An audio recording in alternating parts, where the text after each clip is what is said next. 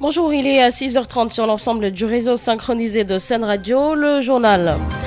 À la une de l'actualité, bâtiment hors norme, le préfet de Mbacké va procéder ce samedi aux premières démolitions, opération de démolition de l'immeuble R+2, dénommé bâtiment El Hadj Mbacké Kébé, ce samedi à Touba. Et puis accident de cortège du ministre du Tourisme et de l'Artisanat à 10 km de Dara Linguère. Le directeur des investissements a finalement succombé à ses blessures. Marche pacifique organisée vendredi par le nouveau front Force Alternative après l'arrestation de Bachir Fofana, Abdou Nguer et Assane Diouf. Le nouveau front Force Alternative dénonce une dictature, des restrictions de liberté et les vagues de licenciement. Le nouveau front Force Alternative dénonce le mutisme de l'opposition politique face à une mauvaise gestion du pays par le régime actuel. Ses membres appellent à la résistance pour, disent-ils, exiger la restauration de l'état de droit et la réintégration immédiate des travailleurs licenciés. Et puis saisie de billets noirs, près d'1,123 milliard saisis par la brigade des douanes de Ziguinchor. Les détails dans ce journal. En sport, basketball, championnat national, on joue les finales play-off retour ce samedi. La GIA défile l'AS-Fil de Dakar en hommes et dames. Voilà les titres en version française. Voilà, c'est avec vous Odile Mikilane. Assalamu alaikum. waaleykum salaam Aïssatou Gaye Ba nuyu naa la nuyu ñëpp ñi yeewandoog Sud FM xabaar yi ñu fas yéene nag yaatal bokk na ci tey jii foofee ca Touba préfet ba dafay daal di tàmbale li nga xamante ne moom mooy opération daaneel bépp kër boo xamante ne gis nañ ni ñu ko tabaxee baaxul kon nee nañu ni ki tey jii nag lañ koy daal di tàmbale ci ab benn R+2 bi nga xamante ne nag mu ngi féetoo foofee ca Touba Mbacké. Accident bu cortège bu ministre du tourisme ak artisanat ci yoonu Daara bi ni ki démb ki nga xamante ni nag moom mooy directeur des investissements moom mujj na ci ñàkk bakkanam gannaaw ay gaañu yi mu amee woon lu jëm nag ci kon front force alternative ñoom nag ni ki démb ab doxub ñaxtu lañ doon amal ngir rek nakarlu jàpp yu métti ñi jàpp askanu Sénégal di leen dugal ci kaso bi naka noonu dundu gu cher gi dinañu dellu siwaat ci boobule doxub ñaxtu. ñi nga xamante ne ñoom ñooy douanier yi nag ñoo daal di teg loxo lu ëpp benn milliard ci xaalisu CFA foofee ca Ziguinchor ci li nga xamante ne moom mooy ay billets yu baaxul di xaalis bu bon dinañu ci dikk wax ci wàllum tàggat yaram ak basketball bi. Championnat national bi dinañu kon amal li nga xamante ne moom mooy final play off retour yi ni ki tey ji Jeanne d'Arc bu Dakar moo ci laaleeg ASC Ville de Dakar ci góor ñeek jigéen ñi kon kii di Alassane Wade moo ñuy gunge ci wàllum technique bi ñu dikk ak ay ki nga xamante ne moom mooy Xabsa Elimane Wane ci li ëttu yëglekaay yi xëyee tey ci suba si. Sud FM, la revue des titres à la une des quotidiens. Xabsa Elimane Wane. Bonjour. Adoption du nouveau règlement intérieur de l'Assemblée nationale. Le Parlement réforme sa gouvernance. C'est le titre qui barre la une de Sud Quotidien. Audience avec le Premier ministre Ousmane Sonko. Le président Xi Jinping promet un renforcement de la coopération avec le Sénégal. Le Vatican, cérémonie liturgique. Le pape Léon XIV remet le pallium à 54 archevêques, dont Monseigneur André Gueye. Toujours à la une de Sud Quotidien, Assise nationale des Daara. Le comité de pilotage officiel installé. Après Sud Quotidien, nous nous intéressons à la une du Soleil de ce matin. Fin de la visite du Premier ministre en Chine. Xi Jinping soutient la vision Sénégal 2050. Mamboy Diao, Habib Niang, Daouda Diallo, Malayli, Serigne Assane Dia sous bracelet. Cette mise sous bracelet électronique des agents et impôts et domaines intéresse l'AS qui affiche à sa une le syndicat bande les muscles. Toujours à la une de l'AS, visite Premier ministre en Chine. Sonko inaugure un nouvel axe diplomatique. 24 heures nous mène à l'Assemblée nationale avec le règlement intérieur qui fait peau neuve. Yor bi également nous mène en Chine. Coopération sino-sénégalaise. Sonko plaide pour un partenariat gagnant-gagnant. À la une des Échos, diffusion de fausses nouvelles. Bachir Fofana placé sous mandat de dépôt et l'Assemblée nationale. Donc, l'Assemblée adopte à l'unanimité la modification du règlement intérieur. intérieur. L'Observateur nous parle de cet élève privé de bac. Il tente le suicide. Et Tribune, création de magasins témoins, suppression d'agences, toujours rien pour ces deux fortes promesses. Et Bachir Fofana a été envoyé en prison. Walf Quotidien nous dit que désormais le Premier ministre est attendu tous les 3 mois à l'Assemblée nationale en lieu et place du rendez-vous mensuel. C'est la rupture différée. Libération, nous terminons avec l'avis défavorable à la demande de liberté provisoire pour raison médicale de Farba Ngom. Le parquet financier campe sur sa position. Et audition à la DIC, ce que El Malick Ndiaye et Bachir Fofana ont dit aux enquêteurs. Sud FM li gën a fës ci këru yéenekaay. Habsa Elimane Wane. asalaamaaleykum dal leen nag jàmm ci li nga xam ne moo gën a fës ci ëttu yéenekaay yi seen xët bu njëkk ñu door kook Assemblée nationale ak waa Sud Quotidien ñu ne nag daal dañoo fas yéene soppi seen règlement intérieur leneen loo xam ne it mi ngi ci xët bu njëkk bu Sud Quotidien muy daje diggante premier ministre Ousmane Sonko ak président bu Chine bu Xi Jinping ñoom nag daal président ba nee na daal dana gën a ñoŋal diggante ñaari dëkk yi ci jamono jooju ca Vatican. Léon Saisie dana jox lii di pallium bi luy tolloog juróom fukk ak ñeent ci ay archevêque bokk na ci archevêque bu Ndakaaru di Monseigneur André Guèye buñ ca jugee ñu jàll ci Le Soleil ñoom it ñuy waxtaane jeexitalu tukki nemmeeku premier ministre Ousmane Sonko ca Chine président ba ne nag dana jàppale li nga xam ne mooy vision Sénégal 2050 ci jamono jooju waa LAS di waxtaane mbirub syndicat bi ëmb liggéeykatu impôt et domaine ñoom nag li leen métti daal mooy yenn ci seen ñooy yoo xam ne daal dañ am xarma yàlla ak yoon ñu takkal leen ay bracelet électronique muy lam yooyu ñuy takkal ñenn ñi ku ci mel ni Mame Boye Diao Habib Niang Daouda Diallo Malayli ak Serigne Assane Dia 24 heures moom it di ñu yóbbu ci Assemblée nationale ne la ñu soppi bu baax a baax charte yi nga xam ne ci la ñuy sukkandiku pour liggéeyee muy li nga xam ne mooy règlement intérieur bi yor bi ñoom it di rafetlu bu baax a baax tukki nemmeeku bi nga xam ne moom le premier ministre Ousmane Sonko doon amal ci Chine ne nag moom lenn moo ko soxal mooy ku nekk gis sa bopp ci mbir mi diggante Chine ak Sénégal ci jamono jooju waa Walf Quotidien ñoom it di waxtaane li xew démb ci Assemblée nationale lañ fa wote ne fi mu toll nag premier ministre dañ ko fay xaar ñetti weer bu ne waaye nag du fa teewati weer wu ne maanaam daal liñ ci doon xaar gisuñu ko bu ñu sukkandikee ci Walf Quotidien waa Libération di waxtaane mbirub Farba Ngom bu dee nag dañoo laajte woon daal ngir ñu bàyyi ndégandiku ndax daal yaramam moo sutante parquet financier bi fi mu tegoon tànkam ba tey teg na ko fa maanaam daal nanguwul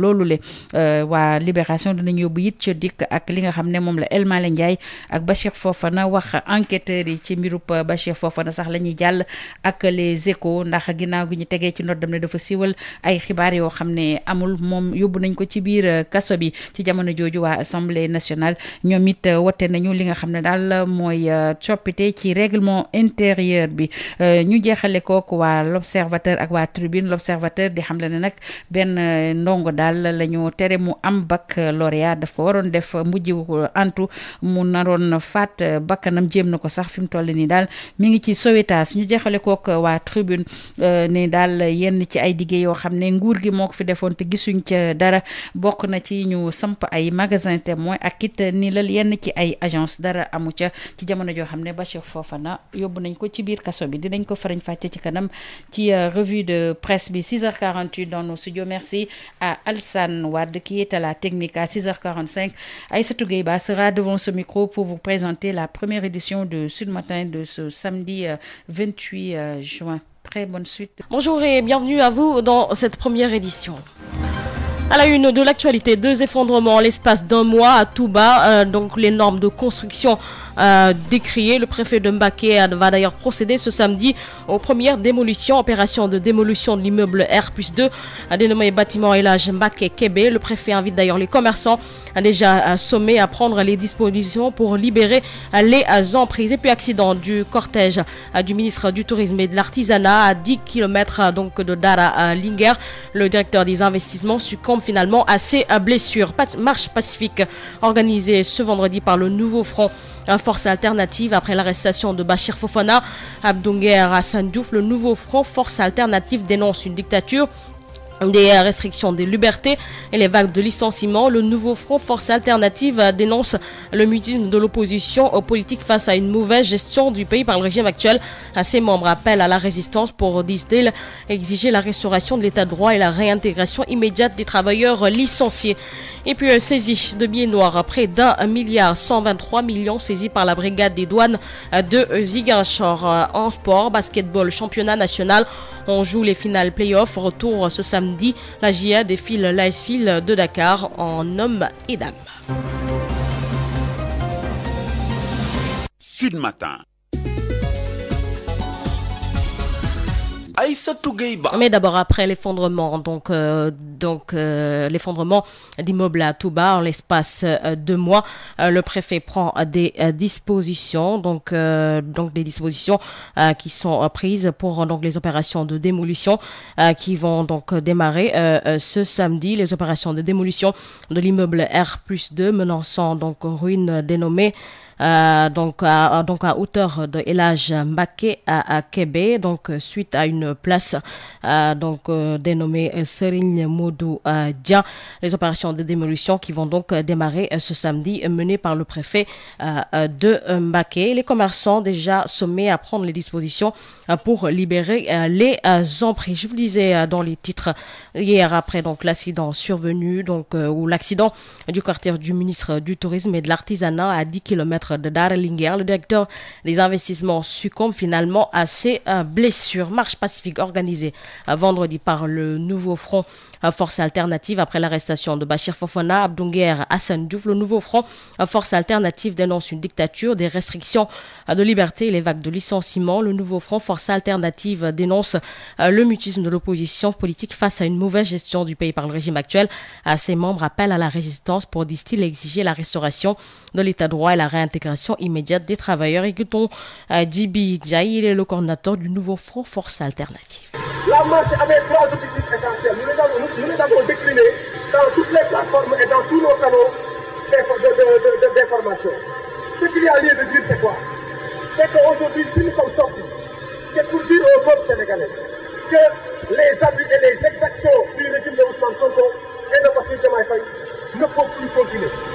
Aujourd'hui, les Sénégalais sont victimes de licenciements extraordinaires qui n'ont jamais existé, même dans les pays où la dictature est active. Regardez ce qui se passe. 30 000 travailleurs qui ont eu dignement leur salaire, qui ont été recrutés dans les règles de l'art, qui ont été formés à la bonne école, qui ont fait l'ensemble des formations requises pour avoir un travail. Qu'est-ce qu'a fait le régime? Au lieu de leur permettre d'avoir une carrière, en tout cas la meilleure, et le régime n'a trouvé rien de mieux à faire que de remercier plus de 30 000 chefs de famille et 30 000 mères de famille. Ce qui est extraordinaire et ce qui est irrespectable.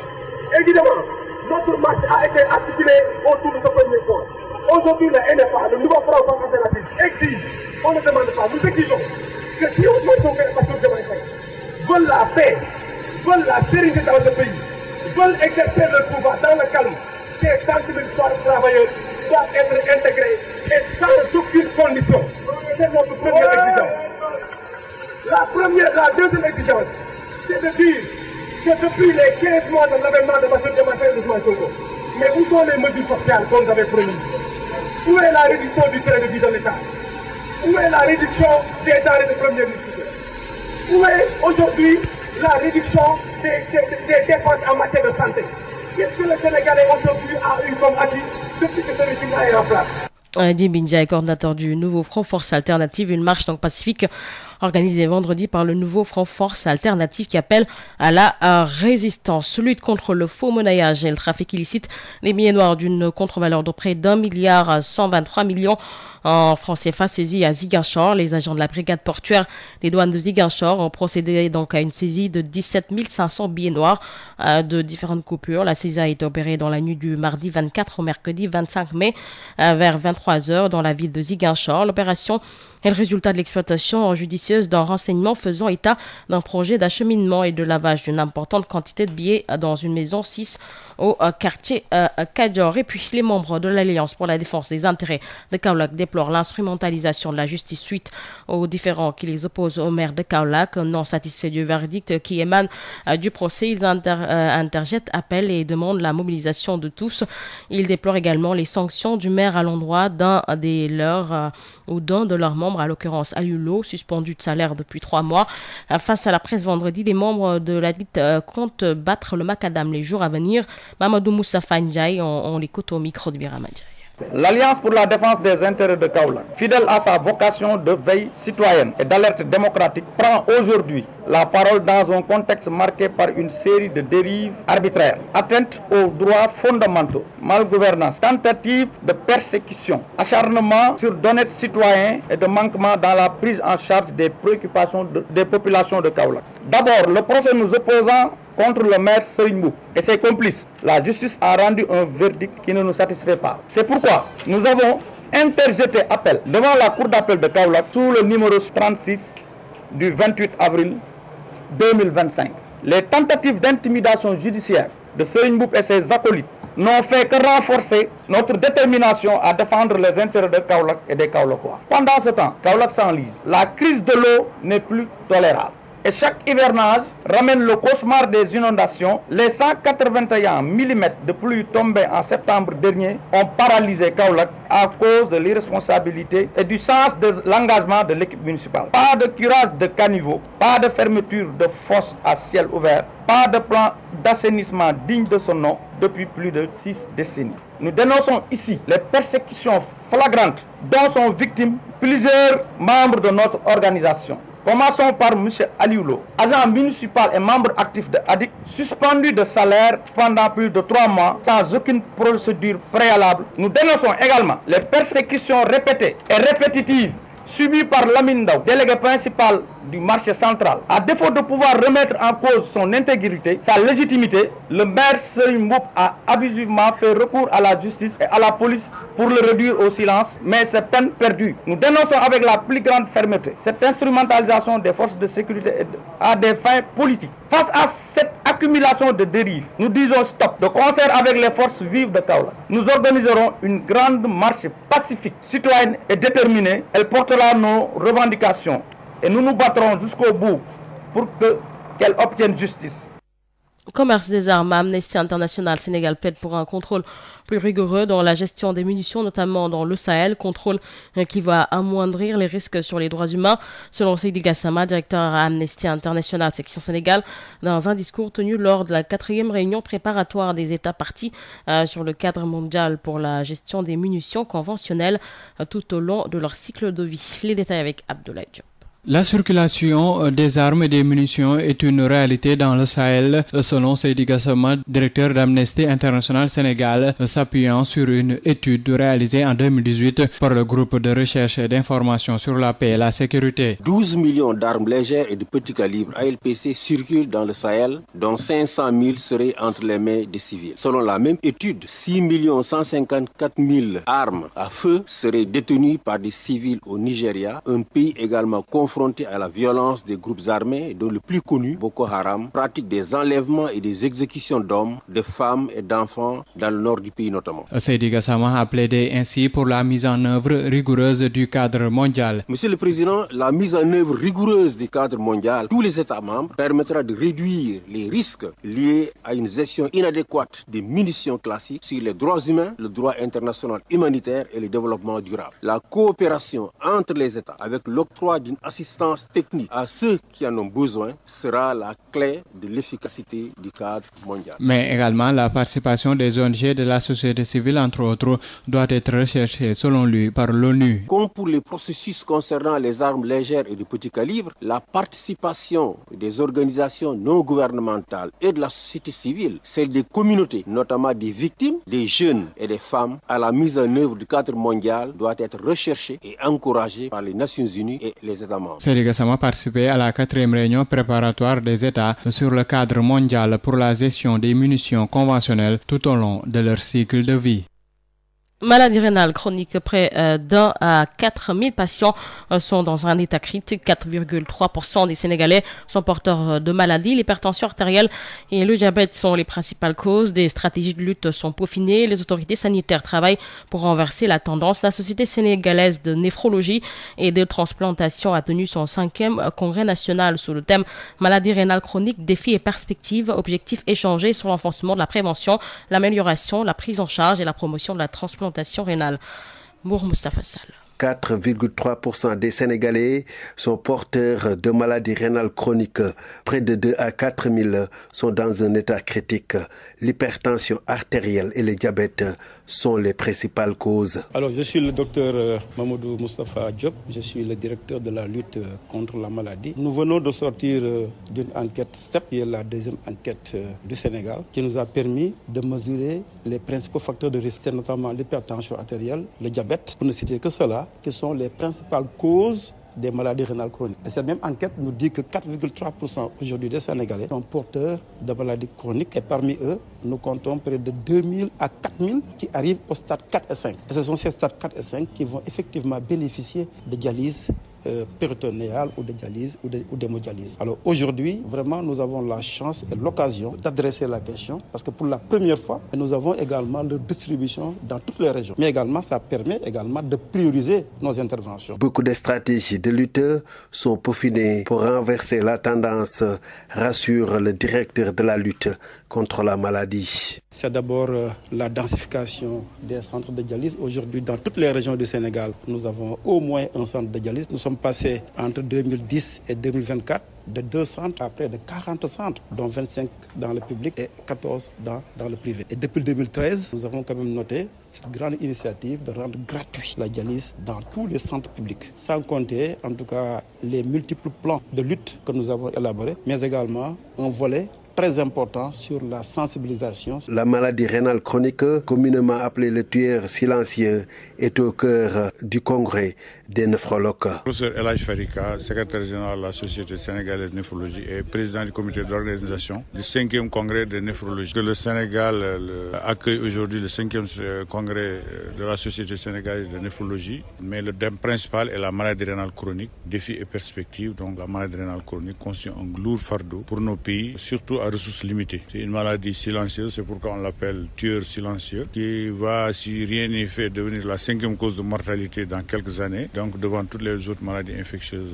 connues. Ce 5e congrès a réuni des spécialistes nationaux et internationaux d'Afrique et d'Europe. L'objectif est d'échanger sur le renforcement de la prévention, l'amélioration de la prise en charge et la promotion de la transplantation rénale. Moustapha Salembour, Sud FM. Fin de cette première édition. Odile Mikilan s'installe pour la version wolof.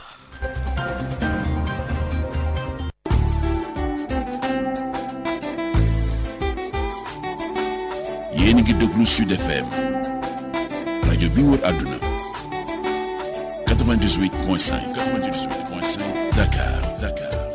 Sud FM. Il est 7h. juróom-ñaari waxtu ci suba jot na ci Sud FM xabaar yi li ci gën a fas. ca Touba Mbacké préfet ba tey jii dafay daal di tàmbale ab opération boo xamante ne dafa jëm ci daaneel bépp bâtiment bu ñu gis ni tabax bi jaarul yoon kon niki tey jii nag ci ebb benn kon étage bu am benn kër gu am ñaari étage ci nag lañ koy daal di tàmbale ñi wax nag ñi nga xamante ne ñoom ñoo féetoo ca boor ba lu ci mel ni ay jaaykat ñu jógee ci boobule bâtiment. Accident bu cortège bu ministre du tourisme ak artisanat niki démb ci yoonu daara bi ak Linguère directeur des investissements moom mujj na ci ñàkk bakkanam gannaaw ay gaañu-gaañu yu mu ci jëlee.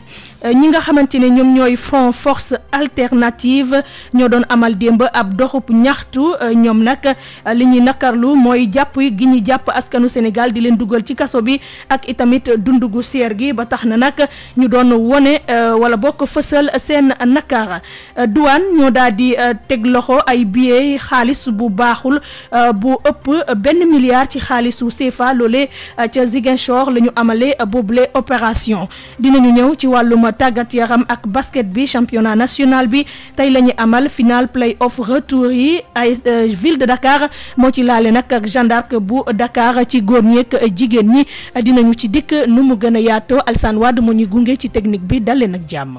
maa ngi leen di jaajëfal bu baax a baax ci ànd bi ngeen di ànd ak rajo Sud FM saa su ne di fi taataane xabaar ni ma leen ko waxee ca bopp ba noonu la ñu koy dooree ak préfet bu Mbacké nga xamante ne nag ni ki tey jii dafay daal di tàmbale ab opération boo xamante ne dafa jëm ci daaneel bépp bâtiment bu ñu gis ni tabax nañ ko foofee ca Touba te jaarul yoon gannaaw nag diggante ñaari weer ñu gis ni ñaari kër daanu nañ fa ba ay nit ñàkk ci seen ay bakkan ba tax na nag tey ji dañuy daal di tàmbale daanal ay bâtiment yoo xamante ne gis nañ ni tabax bi baaxul foofee ca Mbacké nee nañu nag ci ab benn kër boo xamante ne étage kon ñaari étage la daal di am foofee ca Touba nee nañu nag ñëpp ñi nga xamante ne ay jaaykat la ñu féetoo ci boor bi ñu jóge fa kon laata ñi door yooyu les opération nga xamante ne bu 8h30 jotee ci nag la ñu koy daal di tàmbale lu jëm nag ci kon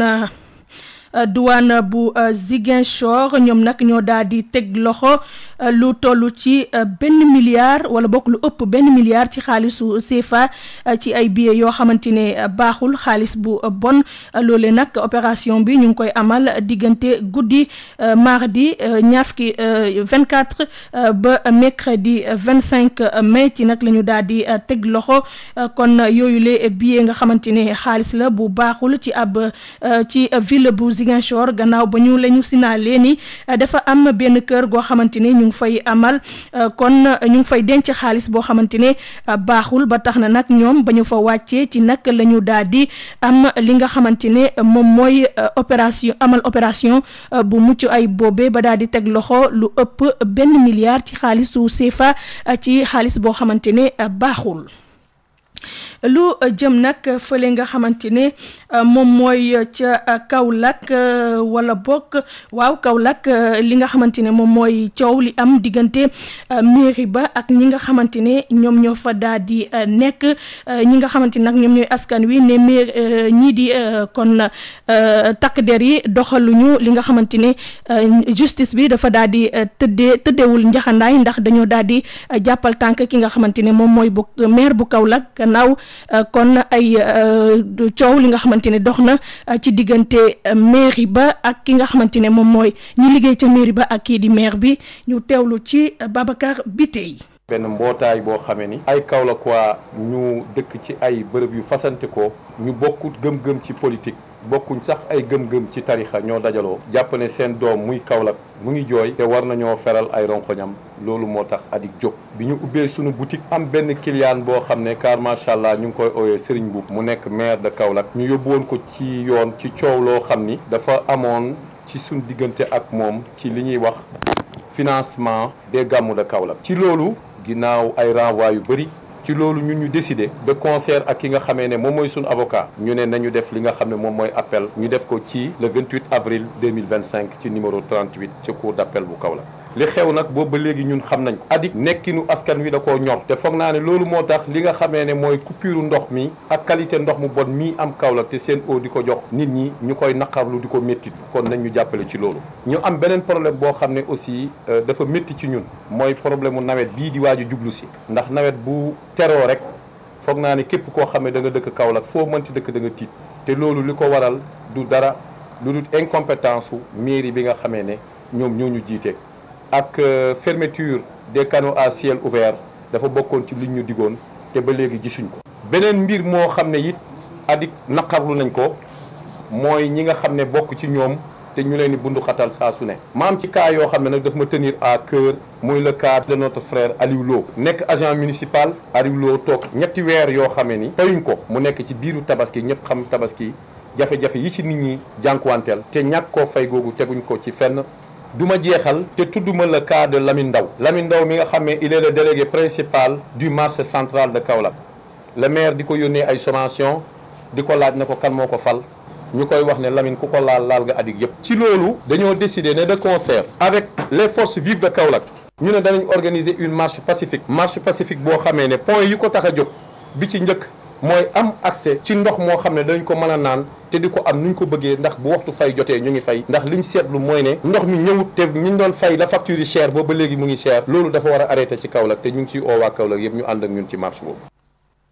mu nekkoon kàddu yi Ababacar Bitèye di coordonnateur bu Alliance pour la défense des intérêts de Kaolack ADIC ñoom ñi nga xamante ne nag ñu ngi nakarlu li justice bi def ci seen diggante ak maire bu Kaolack gannaaw ba nga xamante ne nag nee nañu justice bi tëddeewul njaaxanaay ndax ki nga xamante ne moom mooy maire bu Kaolack daf leen daal di tooñ ñu daal di ko justice daal di ko jàppal tànk ba tax na nag ñoom waa ADIC di nakarlu loolee nga xamante ne justice def na ko seen diggante ak mairie bu Kaolack ñi nga xamante ne ñoom ñooy front force alternative niki démb nag ab doxub ñaxtu la ñu doon amal fii ci Ndakaaru gannaaw nag jàpp gi nga xamante ne wala boog teg loxo gi nga xamante ne yoon teg na ko loxo Bachir Fofana Abdou Nguer naka noonu Assane Diouf ñoom waa front force alternative nag nee nañu doy na sëkk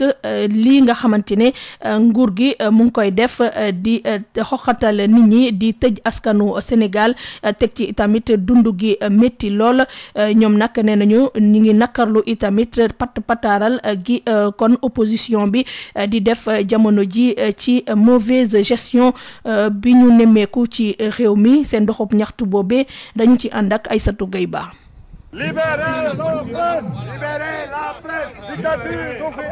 laaj ngir ñu dakkal noot yi dictature bi jàpp yu bëri yi teg yoxo kii di Bachir Fofana Abdou Nguer wala sax Assane Diouf la ñu toll ci 20 manifestants te ñu bokk ci front force alternative di ngañ. waaw man la Dieyna Mathi ku ci mel ni Abdou Nguer Sénégal yëpp xam nañ ne li nga jàppee Abdou Nguer du dëgg du yoon Moustapha Diop Lat Diop Farba Ngom Moustapha Diakhaté bari nañ ba ci Mansour Faye bi nga mujjee jàpp Ousmane Sonko dañu leen nga jiite réew mi waaye moomoo réew mi. kujje gi nag bëgg rek ñu daldi leen bàyyi ñu ñibbi seen kër. fu leen teg ci amuñu benn dossier boo xam ne teg nañ ko ci table pour wane ne sàcc nañ kon ñii nga xam ne ñoom lañ teg ci kaso yi ñoo ngi ñaan Ousmane Sonko gu ñaafee nga libéré les détenus de politique libéré ñi nga jàpp defuñu dara. gannaaw li nga xamante ne moo di jàpp yu bëri yi front bi di ngañ itam dàq yu bëri yi nga xamante ne nemmeeku nañ ko xayma yi nga xamante ne rapport trimestriel budgétaire bu ñeenteelu trimestre 2024 ak trimestre 2025 daal na koy fësal ñu jàpp ne nag ay jafe-jafe la yoo xam ne ku jégi ba tey artoogu si. ñu dàq ba dàq jigéen boo xam ne ci accouchement la jóge ana société civile ana ñoom Adama Ngeen ana waa APR fan ngeen nekk ana waa PDS ana ñoom Barthélémy Dias ñoom am na ci ñëw ni suñu ginnaaw ana ñoom Thierno Bocoum ana ñi nga xam ni foo tourné gis nañ si média yi ñuy théoriser ak di wax et pour opposition du théorie opposition du wax Ousmane Sonko daa xeex ba jël réew mi. laata muy woote ab bañ ba tëdd si suuf mu di woote ki yore seen kàddu Jibi Ndiaye. fii tant que NFA mi ngi am tant que RTS mi ngi existé ñun daañu jël suñu ay responsabilité réew mi doot ci mayee ci benn nguur jël alalu réew mi foog ni moo ko moom accaparé budget bi. man la Abdoulaye Pythagore Faye depuis la Suisse donc la diaspora est derrière vous. dañ leen di wax ni tey la gàtta di soog a jot gàtta mi ngi soog a jot Sénégal ragal dëkku fii Sénégal duñ nangu li ñuy woowee dictature vous allez nous trouver sur votre chemin. front force alternative di xamle nag ne xeex bi da koy wëyal marche pacifique boo xamante ne daal na koy ndar keppe ca sortie VDN ci teewaayu ñi nga xamante ne ñoo di takk der yi. dictature du fi am. dictature du fi am. dictature du fi am. jajëf Aïssatou Gueye Ba ñu ñëw ci njënd meek njaayuma ngànnaay yi Amnesty International bu Sénégal nag lim ci bëgg mooy ñu daal di gën a taxal li nga xamante ne moom mooy contrôle bi ci lii di gestion ci munition rawatina nag ci Sahel bi nee na loolee moom mooy tax nag askan wi mën a nekk ci jàmm ba ñu bañ kon salfaañe lii di ak yeleefu doomu aadama yi bu ñu sukkandikoo ci Seydi Gassama directeur Amnesty Sénégal moom nag ci ab discours boo xamante ne daal dina ko amal ci ñeenteeli réunion préparatoire état parti sur le cadre mondial pour la gestion des munitions conventionnelles tout au long kon ci li nga xamante ne moom mooy cycle li nga xamante ne moom mooy dundu li di munitions yi dañu ci teewlu kii di Abdoulaye Diop ci ay leeral. circulation arme ak i bali fetal loo am la ci Sahel bi suñu sukkandikoo ci Seydi Gassama directeur Amnesty International Sénégal mu sukkandiko ci ab jàngat bu ñu defoon ci 2018 groupe recherche ak information ñeel wàllum jàmm ak kaaraange defoon ko. 12 millions d'armes légères. fukk ak millions yi armes yu oyof ak yu ndaw ñu ngi ci biir Sahel bi ay civil yor leen suñu sukkandikoo ci càmbar bi ba tey lu ëpp juróom benn million yu fetal ay civil yor nañ ko ca Nigéria dëkk boobu nga xamante ni am na fitna ak groupe armé ay nit ñu yor ngànnaay ba ci gën a fës di Boko Haram nga xamante ni dañuy tàcc ci wàll tamit di faat ay góor ak jigéen ki xale.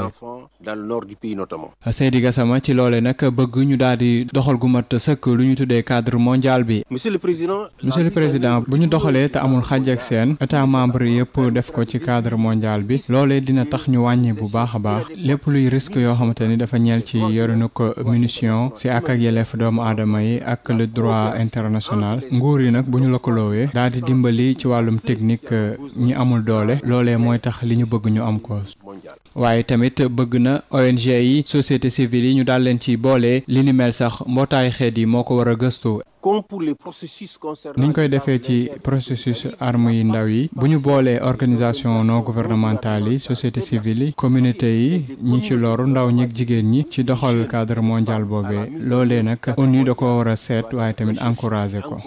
par les Nations Unies et les États membres. Seydi Gassama doon bokk kon ci ñeenteelu réunion préparatoire état yi ñeel wàllum cadre mondial ci yoronu munitions conventionnelles yi ci seen giirub dundu. ñu ñëw ci wàllum wérgu yaram ak lii di feebaru rein lu toll ci lu jege ñaar ba ñeenti kon junni ci ay nit nag ñoom ñi ngi ci ay cas yu critique boo jëlee lii di 4,3% ci sénégalais yi am nañu yi bile feebar hypertension artérielle ak diabète nag ñoom ñooy indi bile feebar ba tax na nag ñi liggéey ci waa kër docteur di def seen kéemtalaay kàttan ngir rek ut ay saafara ci li nga xamante ne moom mooy feebaru rein yi nga xamante ne bëri na lool ci askan wi société sénégalaise de néphrologie ak transplantation ñoom nag ñoo doon amal seen juróomeeli congrès national ci ponk bi ñu duppee maladie rénale chronique défi et perspective nee nañu nag liñ ci bëgg mooy sottante xalaat su ko defee nag ñu mën a ut ay yoon ngir rek feebar bi ñu mun ko fànk kon ci ñii di askan wi nu mu fi bëree mu wàññeeku bu baax a baax dañuy dem ba Mbour fekk fa Moustapha Sall. ñeent yu tombal ñett ci téeméer boo jël ci doomu Sénégal am na jàngoro jooju nga xamante ne moom la ñuy tuddee jàngoroy roño 2 junni jàpp ñeent nekk nañ ci situation bu critique loola nag lu koy indi ñu baree bari nag di jàngoro jooju lu baree bari ñum dal la ci diabète lañ koy jëlee wala ci tension. maay docteur Mamadou Moustapha Diop directeur de la lutte contre la maladie représenté monsieur le ministre de la santé et de l'action sociale. maladie rénale chronique tey jii mën nañu wax ne dafa lëmbe jamono. Sénégal dernière enquête bi dafa wane ni boo jëlee téeméeri sénégalais ñeenti ñi gën ngaa néew am nañu li ñuy wax maladie rénale chronique te boo ko seetee lu toll ci 2 junni ba 4 junni at mu ne dinañ àgg fi ñuy wax stade 4 ak stade 5 stade yooyu nag boo déggee ma wax ko mooy bu yàlla dogalee nit àgg fa faaw ñu defal ko lu ñuy wax dialyse enquête step boobu ñu xam ne état du Sénégal moo ko def daf ñu wax un peu lan la facteur de risque ñoo ràññee ci tension diabète muy feebar yi nga xam ne dëgg ñoom ñooy joxe maladie rénale ñoom ñooy yóbbu nit dialyse. ay pexe yu bari nisër nañ ko ngir rek daal di soppi lu ñu mel directeur bi nga xam ne moom la ñu dénk wàllu xeex jàngoro mooy dalal xel yi. ñu ci lim centre de dialyse yi ndax en 2010 ñi ngi amoon 2 centre de dialyse tey ci 2025 jamono ji may wax ak yéen ñi ngi toll ci 4 centre de dialyse dëkk boo dem am na centre de dialyse ba pare mu nekk gratuit dans le public. tey jii am nañu xayma yooyu ci Sénégal mais région bu ne aussi am nañu xayma yi ndax état du Sénégal mi ngi ci def $1 milliard mais xam nañu doyul ndax am na ñi nga xam ni ñi ngi feebar mënuñu faju moo tax sunu politique ministère de la santé mooy prévention maanaam fagaru li ñuy fexe ba nit ñi duñu àgg dialyse te loolu mën na nekk. feebar roño bilee nga xamante ne daanaka léegi mu ëpp ci lu muy faat ci àddina bi moom la ñu gën a waxtaanee ci congrès bi nga xamante ne ay néphrologue ñoo ko amal la. man El Hadji Farika laa tudd maay secrétaire général société sénégalaise de néphrologie et président comité organisation 5e congrès de néphrologie fii ci Sénégal. feebar roño bi parce que kenn umpalewul ne feebar roño problème la ci Sénégal dafa bëri ren nag défi bi mooy vraiment feebar roño ci boppam mooy li ñuy wax insuffisance rénale pour ñu waxtaan ci wecceen ci xalaat xool yan matukaay la ñu mën a jël pour def prévention bi. juróomeelu congrès bi lee dajale na ay waa kër docteur ak ay spécialistes yu bawoo fii ci réew dendu Afrique bekk ci réew yu tugal ñu daal di weccente xalaat ci nan la ñuy def ba yaatal fagaro bi lee prise en charge bi ci wàllu paj mi ñu gën koo yombal fexe tamit ba gën a ñoŋal li ñuy tuddee plantation rénale di tegal beneen roño ki nga xamante ni moo yor jàngoro ji Moustapha Sall Mbour Sud FM. ñu des ci wérgu yaram gi waaye bi la yoon ca Ziguinchor la ñu jëm foofee nag soppi lii di statut hôpital psychiatrique Émile Badiane loole mooy bëgg-bëggu ñii di agent de santé yi nekk foofee ca Ziguinchor te ñu bootu ci lii di alliance And Gueusseum ñoom nag ni ki démb ab sit-in lañ doon amal ngir rek daal di kon fësal lii di plan d'action national Ousmane Mbaye moom moo jiite alliance And Gueusseum bu Ziguinchor ñu teewlu ko ak Ignace Ndeye. Naturellement, dans le contexte où les centrales viennent de signer leur pacte et sont entrées dans un sommeil assez profond, les syndicats de base qui déposent des plateformes et déposent des préavis sont les lieux de la bataille et sont les forges avec lesquelles il faut travailler. Pour travailler avec les centrales, à ce moment-là, n'a pas de sens. Et ceux qui font les batailles, ceux qui font les négociations, ceux-là qui amènent la paix sociale, c'est les syndicats de base. Au niveau de la santé donc et de l'action sociale, nous avons And Gueusseum qui est un consortium de syndicats de santé qui essaiment dans les différentes centrales. Nous avons au niveau de And Gueusseum le SUTM, etc., qui sont des syndicats qui sont en compagnie du SUTSAS, des syndicats qui sont dans des centrales différentes et qui aujourd'hui travaillent à faire avancer le système de santé. Bon, au niveau de Ziguinchor, en fait, il y avait des mon vieux problème reste pour la région, pour le pays. C'est le centre Émile Badiane qui continue d'être pour moi une préoccupation. Une préoccupation dans la mesure où changer de nom et laisser le statut tel quel ne règle pas le problème. Le problème de Émile Badiane, c'est un problème d'être érigé en établissement public de santé, serait-ce de niveau 1, pour que cet hôpital puisse avoir la dignité d'un établissement public de santé, avec un conseil d'administration, avec tous les atours dont ce conseil d'administration a droit, pour que justement il y ait une politique d'établissement qui permette au centre ex-Kenya de pouvoir se développer et pouvoir répondre aux attentes des populations. Je pense que qui vit dans ce pays, c'est qu'aujourd'hui, ce ne sont pas seulement les gens que nous voyons sur les trottoirs de nos villes qui sont malades. Beaucoup de gens qui vivent avec nous ont besoin de soutien psychologique. ñu des ca Ziguinchor waaye bi la yoon dañuy wax ci association des familles des victimes du Joola ñoom ñi nga xamante ne nag tey jii ci samedi bi dañuy amal ab journée internationale Joola ñoone lañu ko duppee nee nañu nag lii dafa jëm rek ci daal di delloo rendre hommage lu toll ci ñeenti téeméeri étudiants yi nga xamante ne desoon nañu ci jéeya jooje ci géej gi ak itamit fexe ba xamleek étudiants yu université Assane Seck histoire wu bateau le Joola Boubacar Ba moom mooy responsable famille du Joola dañu koy teewlu ci micro wu Ignace Ndeye. waaw dañu xalaat ne bu weesuwee 26 septembre nga xam ne chaque année dañ koy màggal mooy bésu màggalu bateau le Joola ci li nga xam ne moo jéey yi fi amoon ñu xalaat ne waruñu yem ci loolu rek fas yéene nag li nga xam ne mooy suba ak ginnaaw suba fii ci Ziguinchor ci université Assane Seck ak incha allah le 5 juillet ci Dakar ci université Dakar màggal bés wi li tax màggal bés yooyu ndaxte bu ñu fàtte ne am na ñeenti téeméeru xale yi nga xam ne ay étudiants la yoon ñoo fi jóge woon pour dem Dakar ñu des ci bateau bi loolu nag dafa war ñu nit aussi fa nga xam ne fa la ñu tabax université parce que ñun ñoo tax ñu tabax université ñoo dem ba ci président de la République ne ko nag di nag doy na sëkk dafa am loo xam ne daf ñu yitteloo pour ñu tabax université foofu ci Casamance fii ci Casamance ba tax ëllëg xale yooyu au lieu ñuy jël bateau di dem wala jël yoon noonu nañ fi toog di fi jël loolu nag moo andi lii moo ndax moo ñu ne dafa jaadu ñu nit aussi ñi màggal yu mel noonu ñaanal aji dee mi ñaanal xale yooyu des noonu fañ ko mën a def nag mooy ci université yi nga xam ne mooy Assane Seck ak université Dakar loolu nag moo tax incha allah suba ak ginnaaw suba dinañ ko def fii ci Ziguinchor ak Odile Minkilaan. Bienvenue sur Sud FM. Aïssatou Gueye Ba. Bonjour, bienvenue à vous dans cette seconde édition que nous démarrons avec la lutte contre les effondrements de bâtiments. Le préfet de Mbacké lance ce samedi 28 juin à 8h30 les opérations de démolition de l'immeuble R+2 menaçant ruine dénommé bâtiment El Hadj Mbacké à Kébé, donc aussi sur marché Ocass, vendredi 27 juin. Le préfet avait d'ailleurs invité les commerçants déjà sommés de prendre les dispositions nécessaires pour libérer les emprises. Toutes les mesures sécuritaires appropriées déjà prises pour assurer donc la destruction de cet immeuble, rassure le préfet du département de Mbacké. Marche pacifique organisée vendredi par le nouveau front Force Alternative après l'arrestation de Bachir Fofana, Abdou Nguer, Assane Diouf. Le nouveau front Force Alternative dénonce une dictature, restriction de liberté et les vagues de licenciements. Le nouveau front Force Alternative dénonce également le mutisme de l'opposition politique face à une mauvaise gestion du pays par le régime actuel. Ses membres appellent à la résistance pour, disent-ils, engager la restauration d'état de droit et la réintégration immédiate des travailleurs licenciés. Écoutons donc Djibi Ndiaye, il est le coordinateur du nouveau front Force Alternative.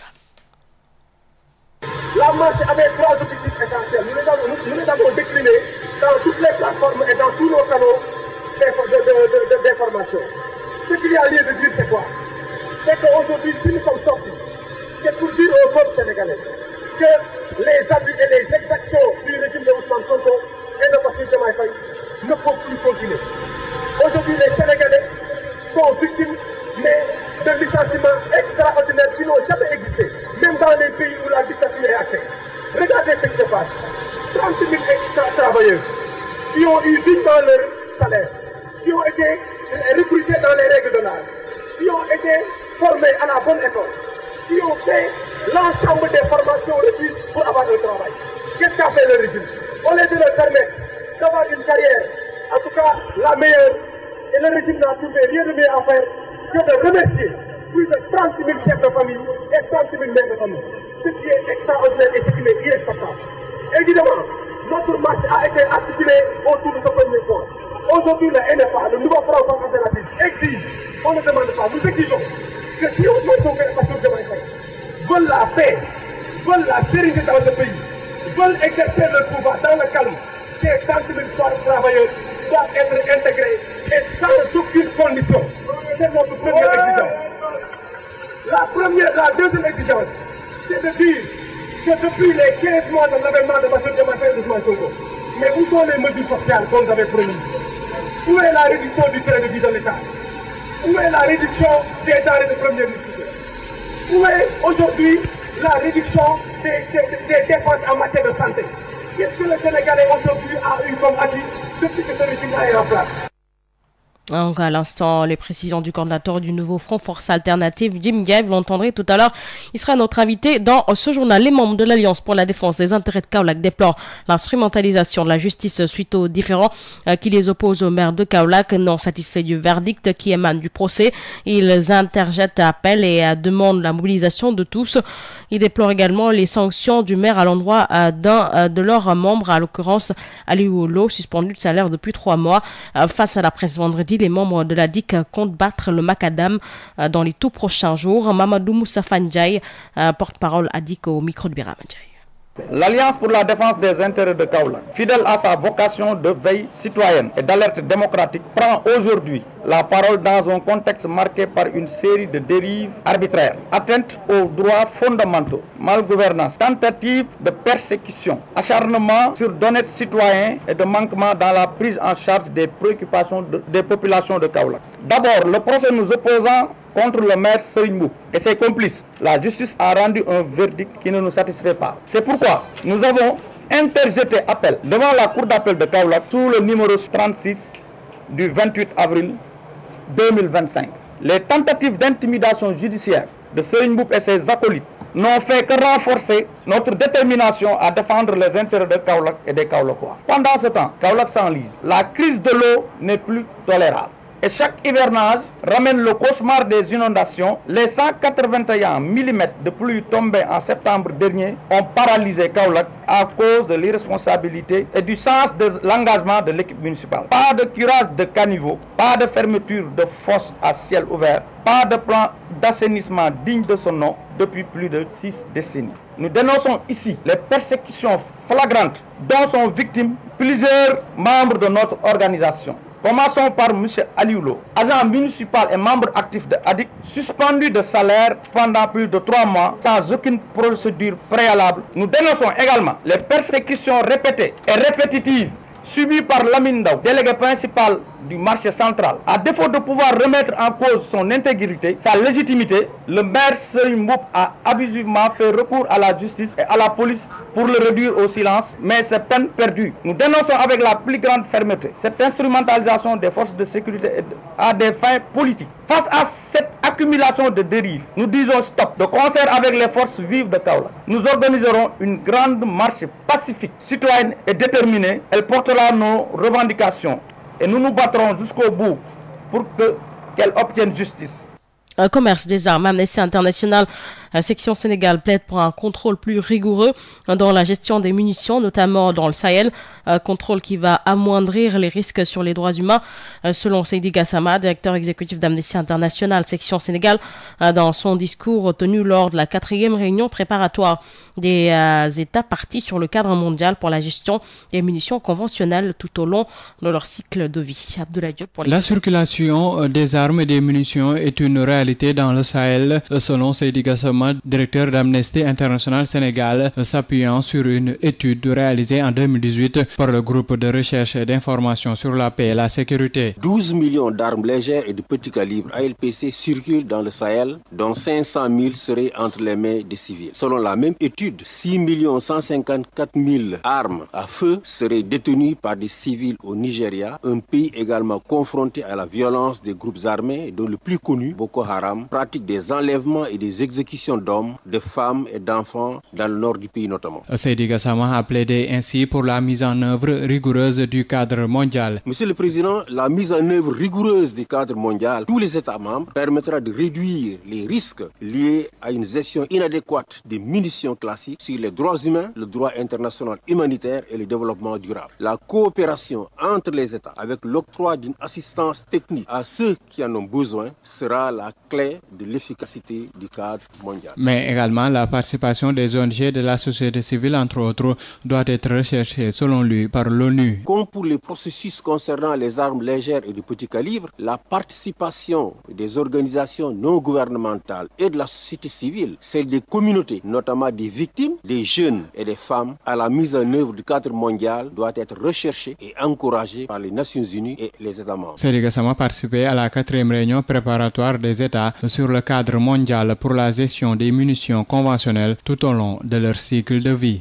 Pendant ce temps, un atelier de restitution de la phase pilote de l'opérationnalisation de la police d'assainissement a été organisé donc vendredi par la division régionale de l'assainissement en relation avec les acteurs régionaux. Le préfet du département de Diourbel, Abdou Khader Diop, plaide d'ailleurs pour une application de la réglementation dans toute sa rigueur à Damadjaï. La phase pilote de l'opérationnalisation de la police d'assainissement a donné des résultats satisfaisants au regard de la présentation faite par la division régionale de l'assainissement de Diourbel. Il y a un taux de réussite de 96%, car sur 100 maisons, 96 respectent les bonnes pratiques d'hygiène et d'assainissement. Abdou Khader Diop est le préfet du département de Diourbel. Nous avions vu qu'ici à Diourbel, il y avait quelques soucis. Parce que c'était des questions d'assainissement qui étaient récurrentes, des fosses qui étaient installées au niveau des rues, des canalisations qui étaient obstruées. Il y avait beaucoup d'infractions notées. Et il fallait échanger avec les populations, les accompagner, aller dans la sensibilisation, entre autres. Mais sans oublier l'application de la réglementation, notamment la répression. La réglementation sera appliquée dans toute sa rigueur. Ce qui est là, c'est inadmissible que des gens se lèvent pour créer des fosses à l'intérieur, dans ces rues, déverser des écoulements un peu partout, mettre des ordures, entre autres. mais les gens agressent notre cadre de vie. Et pour cela, il faut agir. Et je l'ai dit, c'est dans ce même sens. Je l'ai dit, nous avons donné l'exemple des bâtiments. Tous ces bâtiments-là, des gens qui construisent sans autorisation, d'autres qui modifient sans autorisation. En construisant, vous déposez une autorisation de construire. Et dans l'autorisation de construire, si votre fosse septique est dans la rue, mais on ne vous l'autorise pas, nous allons appliquer la réglementation dans toute sa rigueur. Cette rencontre qui a réuni les acteurs communautaires Badianougor, délégués de quartier, vise à sensibiliser les populations sur le respect de la réglementation en matière d'hygiène et d'assainissement. Diourbel, Sud FM de Mandiaye. Et puis parlons santé à présent. Maladie rénale chronique, près de 2 à 4 000 patients sont dans un état critique. 4,3% des Sénégalais porteurs de maladies. L'hypertension artérielle et le diabète sont les principales causes. Des stratégies de lutte sont peaufinées.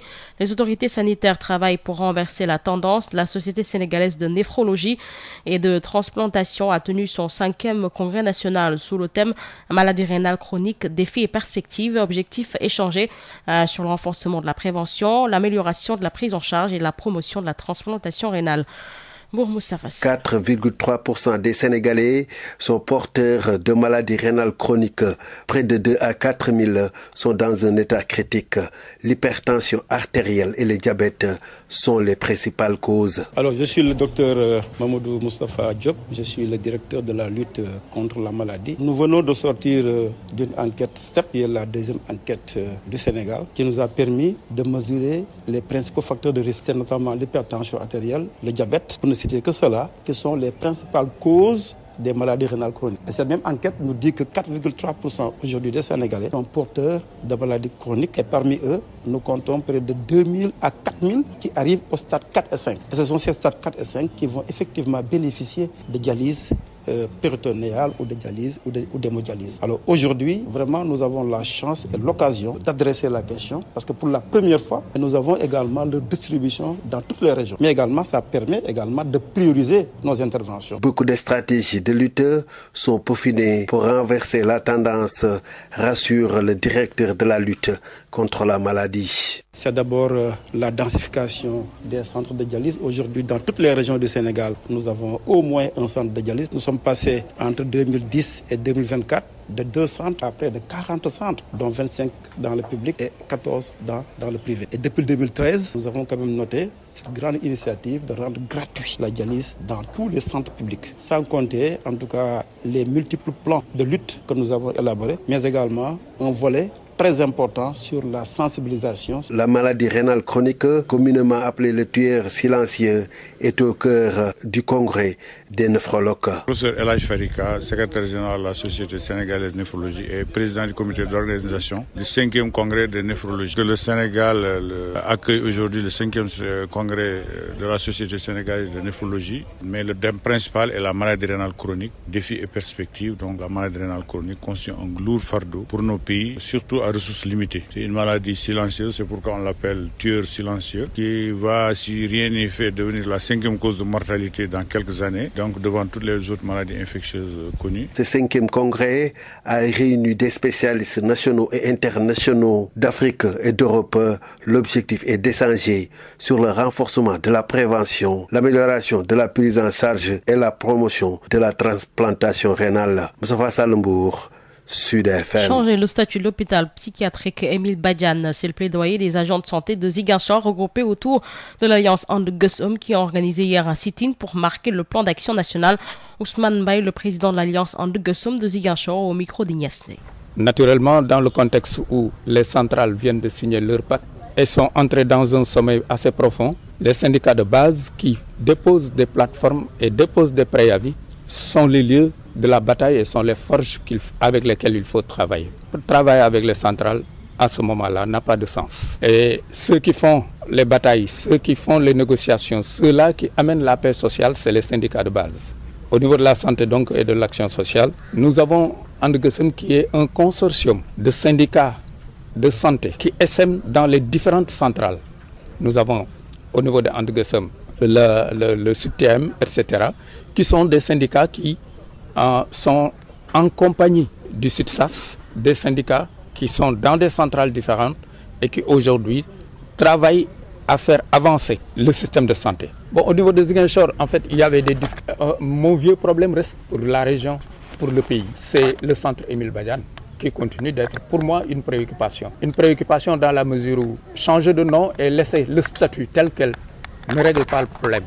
Le problème de Émile Badiane, c'est un problème d'être érigé en établissement public de santé, serait-ce de niveau 1, pour que cet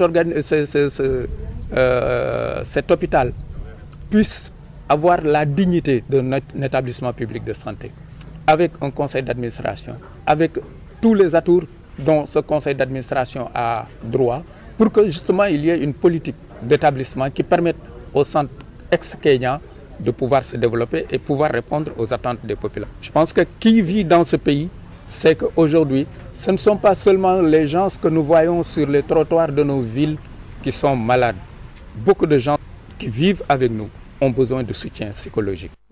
Défi de sécurité alimentaire au Sénégal, l'association hollandaise Delphi a mis sur l'autonomisation des femmes en agriculture pour stimuler l'innovation et les performances des cultivateurs. Kaya expérimente depuis 2022 le projet L'Oignon du futur. Thiès abrite une rencontre de mise en relation des acteurs.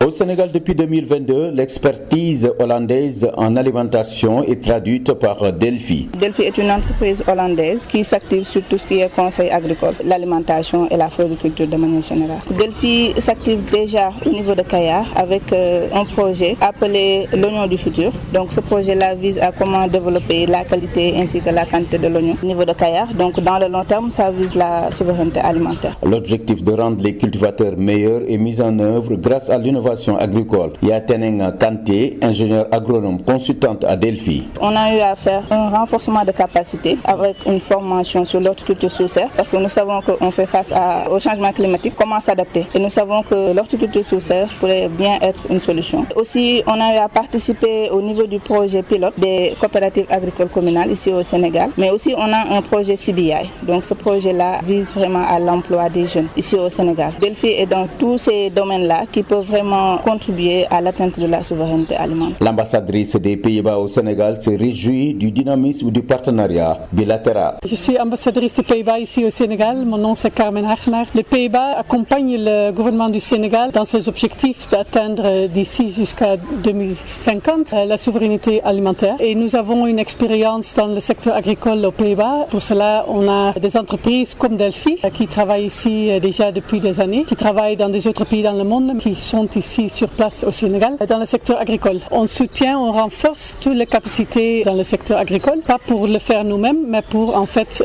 accompagner les agriculteurs locaux. Et aujourd'hui, on est ensemble ici avec un réseau des femmes fortes, Jigen, qui construit en 80% de production locale dans le secteur agricole et qu'il faut renforcer, de les joindre, de créer un réseau et pour cela, ils peuvent mieux produire finalement. Donc c'est ça l'objectif. Pour stimuler l'innovation et ainsi contribuer à l'atteinte de la sécurité alimentaire, une mise en relation avec le réseau national des femmes rurales du Sénégal est actée. Babacar Ndaw, Thiès Sud FM. Pour réussir le défi de la souveraineté alimentaire, un partenariat entre le réseau national des femmes rurales et Delphi est acté. Écoutons Fatou Sow Ndiaye, qui coordonne le réseau des femmes rurales du Sénégal avec Babacar Ndaw. Au Sénégal, depuis 2022, l'expertise... Le réseau s'engage avec Delphi. Nous aurons un partenariat pour renforcer les capacités du réseau parce que le réseau a aussi un collège des jeunes pour préparer la relève. Parce que toute activité, si on ne prévoit pas la relève générationnelle, toutes ces activités vont tomber dans l'eau. C'est une bonne opportunité aujourd'hui avec l'atelier de Delphi pour que le réseau puisse avoir des renforcements de capacités, de leadership, renforcer les capacités, de l'autonomisation aussi des femmes, renforcer le savoir. Donc au niveau de production culturelle, parce qu'elles savent, mais la formation ne suffit pas. Il faut que Delphi, en tant que service de recherche, pour renforcer les capacités des femmes en production horticole et aussi en production de pépinières, entre autres. Delphi peut appuyer aussi au niveau conservation post-récolte, appuyer aussi au niveau des unités de transformation. Donc renforcer toute la chaîne de valeur de la production et aussi renforcer le leadership, parce que les femmes connaissent, mais il reste beaucoup à à faire et aussi renforcer le savoir, mais aussi valoriser ce savoir local. Parce que Delphi, en tant que service de recherche, ce service de recherche doit renforcer les moyens d'avoir des données désagrégées. Le réseau, comme je dis, couvre tout le territoire national. Au niveau des Niayes, il y a des filières bien spécifiques, la pomme de terre, l'oignon, la production maraîchère en général, horticole en général, il y a l'accompagnement. Au niveau de la vallée du fleuve, il y a le riz, il y a l'oignon. Au niveau du Sénégal oriental, il y a le fognon, il y a l'arachide. Au niveau du bassin arachidier aussi, il faut aussi de la production sans produits chimiques. Donc, promouvoir l'agroécologie. Pour Delphi, le réseau s'engage pour que vraiment les femmes puissent être accompagnées dans le processus de la sécurité alimentaire des communautés. Le gouverneur de Saint-Louis a présidé vendredi un comité régional de développement préparatoire au sacré du nouvel évêque du diocèse de Saint-Louis, Monseigneur Augustin Siméon Ndiaye, nommé récemment. En présence des responsables du comité d'organisation de ce sacre, Al-Hassan Sall a rassuré que l'administration, à travers ses services déconcentrés, prendra toutes les dispositions pour que l'organisation de cette manifestation religieuse ne souffre d'aucun manquement. En correspondance Saint-Louis, Yves Tanet. Après avoir félicité la communauté catholique, particulièrement celle du diocèse de Saint-Louis, pour la nomination de Monseigneur Augustin Siméon Ndiaye, nouvel évêque de Saint-Louis, qui prendra en charge le diocèse à travers donc cette cérémonie d'ordination épiscopale. Le gouverneur de Saint-Louis, Al-Hassan Sall, a tenu à rassurer les responsables et membres du comité d'organisation du sacre de Monseigneur Augustin Siméon Ndiaye quant aux dispositions prises pour un bon déroulement de cet événement. Nous avons donc voulu, à travers ce CRD, prendre toutes les dispositions pour que l'organisation de cette manifestation ne souffre d'aucun manquement, pour que la couverture sécuritaire soit parfaite, que l'approvisionnement en eau soit également réalisé par les services compétents, que la fourniture en électricité ne souffre d'aucune difficulté particulière et que, évidemment, la couverture sanitaire par les services de la Direction régionale de la santé, par cela des sapeurs-pompiers également, soit au rendez-vous. Alors, ces actions, parmi plusieurs autres, seront réalisées par nos services techniques et des engagements fermes ont été faits pour que la manifestation puisse se dérouler à la grande satisfaction du comité d'organisation. Des engagements qui rassurent énormément l'abbé Jean-Laurent Préra, directeur des œuvres diocésaines de Saint-Louis, par ailleurs chargé également des grands événements. Nous sommes très satisfaits des engagements qui ont été pris. Et au sortir de ce CRD, nous ne pouvons que être rassurés en tout cas de tous les engagements qui ont été pris. Nous savons qu'organiser un sacre demande beaucoup de moyens. Les gens nous viendront un peu partout et avec aussi l'appui de l'État. Cette organisation-là pourra se faire d'une manière beaucoup plus tranquille parce que nous ne pouvons pas marcher seuls. L'État est là et nous accompagne à chaque occasion. Nous nous rappelons déjà cette belle collaboration que nous avons eue lors des JMJ. Prévu du 12 au 13 juillet prochain, le sacre du nouvel évêque de Saint-Louis verra ainsi la participation massive de fidèles des différents diocèses du Sénégal, mais aussi de la sous-région. Yves Tendeng, Saint-Louis, Sud FM. Basketball, championnat national, on joue les finales, play-off, retour ce samedi. La GIA défie l'AS-Ville de Dakar en hommes et dames. Les dames seront en premier sur le parquet du stade Marius Ndiaye à 17h et les hommes à 18h30. À l'aller chez les hommes, l'ASC Ville de Dakar a battu GIA 62-58. Chez les dames aussi, la GIA avait perdu 46-66. Et puis ce samedi, début donc la dernière journée du championnat national de football avec la Ligue 2. Amitié FC reçoit Stade de Mour au stade à La Dior. AS Kafrine joue contre ASC Cambérène. Diambar FC affronte Esamaï FC. AS Douane contre RS Yoff. Snaps face à AS Bombay au stade Maniang Soumaré. Tous les matchs sont prévus à 17h. Sud Matin, l'invité du jour. Notre invité, Djiby Ndiaye, coordinateur du Front Force Alternative. Nous remercions aujourd'hui à travers cette belle marche composée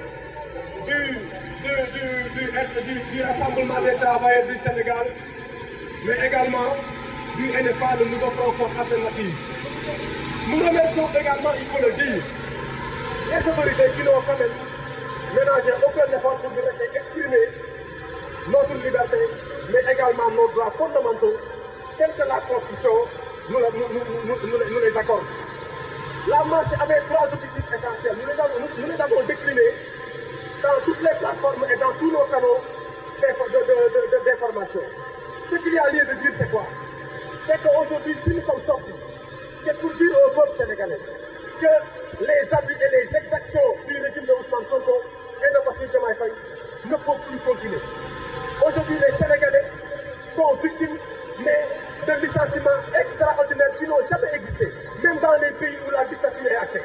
Regardez ce qui se passe.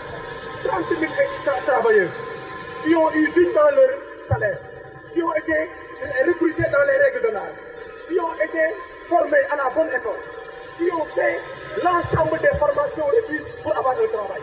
Qu'est-ce qu'a fait le régime?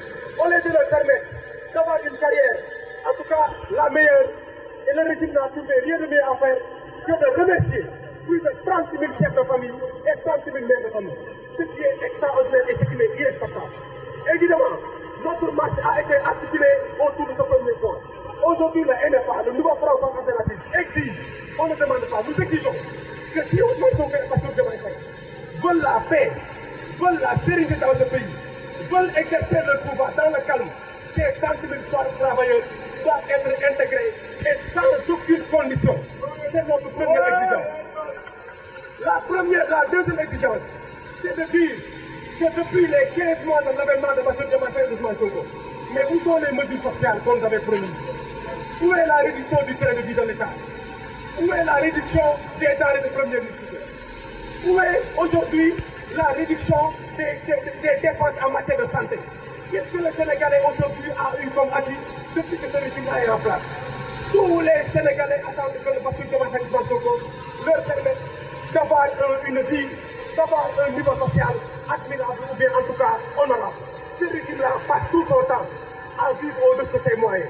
Le rapport de la Cour des comptes, et bien même le rapport d'exécution budgétaire qui a été publié récemment, a révélé que ce gouvernement non seulement vit au-dessus de ses moyens, mais près de 350 milliards ont été mobilisés uniquement pour permettre l'assistance matérielle, évidemment l'entretien familial, mais également le bonheur et la liesse des gens aujourd'hui qui incarnent le pouvoir. Bienvenue sur Sud FM.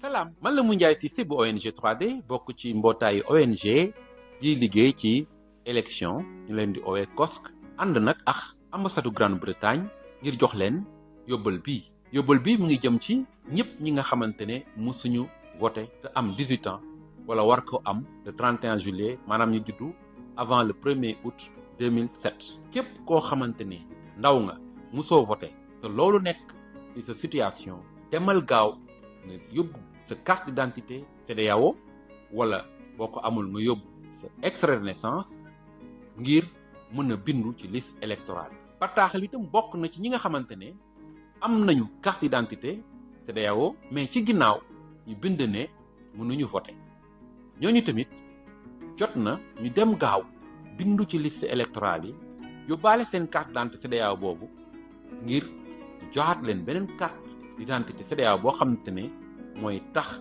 nga mën a nekk aussi électeur mën a voter loolu yëpp nag il faut nga def ko balaa le 10 juillet maanaam li ci des matatul weer taw leen gaaw bindu ci liste électorale yi ngir mën a bokk ci ñuy fal loolu nag def leen ko laata le 10 juillet yóbbaale seen carte d'identité CEDEAO copie bi mooy tax nga mën a bokk ma carte ma voix sama carte sama baat.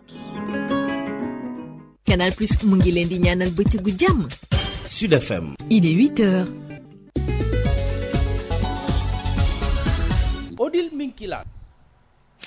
juróom-ñetti waxtu ci suba jot na ci Sud FM ñu dikk ci ñaareeli pàcc Sud Matin door ko ak léegi ci kanam préfet bu Mbacké dina tàmbale opération boo xamante ne dafa jëm ci daaneel bépp bâtiment bu ñu gis ni dafa màgget wala ñu gis ni tabax bi jaaxul yoon loolee nag lu ko waxal moo di ci diiru ñaari weer rek nemeeku nañ ni ñaari bâtiment daanu nañu foofee ca Mbacké ba ay foofee ca Touba ba sax ay nit daal di ci ñàkk seen bakkan ñu bëri jëlee ci ay gaañu ba tax na nag moom préfet bu Mbacké nag ne tey jii dina tàmbale li nga xamante ne moom mooy opération wu daaneel bépp bâtiment bu ñu gis ni kon mu ngi ci daanu wala bokk bépp bâtiment boo xamante ne gis nañ ni tabax bi jaarul yoon nee nañ nag ñu ngi koy tàmbale ci ab benn kon bâtiment boo xamante ne gis nañ ni fi mu ne nii mu ngi ci waaja daanu ab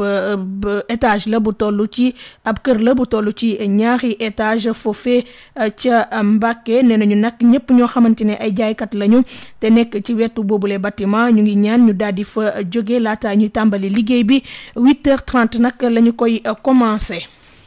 lu jëm nag ci front force alternative ni ki démb nag lañ doon amal ab doxub ñaxtu fii ci mbeddu Ndakaaru yi démb ci ngoon gannaaw ba nga xamante ni nag teg nañu loxo Bachir Fofana Abdou Nguer naka noonu Assane Diouf ñoom nag ñu ne doy na sëkk askanu Sénégal gi ñu ngi leen di jàpp ci anam yu jaarul yoon di leen dugal ci kaso gi te loolee du dëgg du yoon te itamit dund bi dafa daal di cher ba jéggi dayoo métti lool fii ci réew mi jamono ji ñoo nee nañu nag ñu ngi naqarlu pataaral gi nga xamante ni opposition bi mu ngi koy def ci mauvaise gestion réew mi jamono ji dañuy dellu siwaat ci boobule kon doxub ñaxtu bu front force alternative ak Aïssatou Gueye Ba. laaj ngir ñu dakkal noot yi dictature bi jàpp yu bëri yi teg yoxo kii di Bachir Fofana Abdou Nguer wala sax Assane Diouf la ñu toll ci 20 manifestants te ñu bokk ci front force alternative di ngañ. waaw man la Gaynde Macky ku ci mel ni Abdou Nguer Sénégal yëpp xam nañ ne li nga jàppee Abdou Nguer du dëgg du yoon Moustapha Diop Lat Diop Farba Ngom Moustapha Diakhaté bari nañ ba ci Mansour Faye bi nga mujjee jàpp Ousmane Sonko dañu leen nga jiite réew mi waaye moomoo réew mi.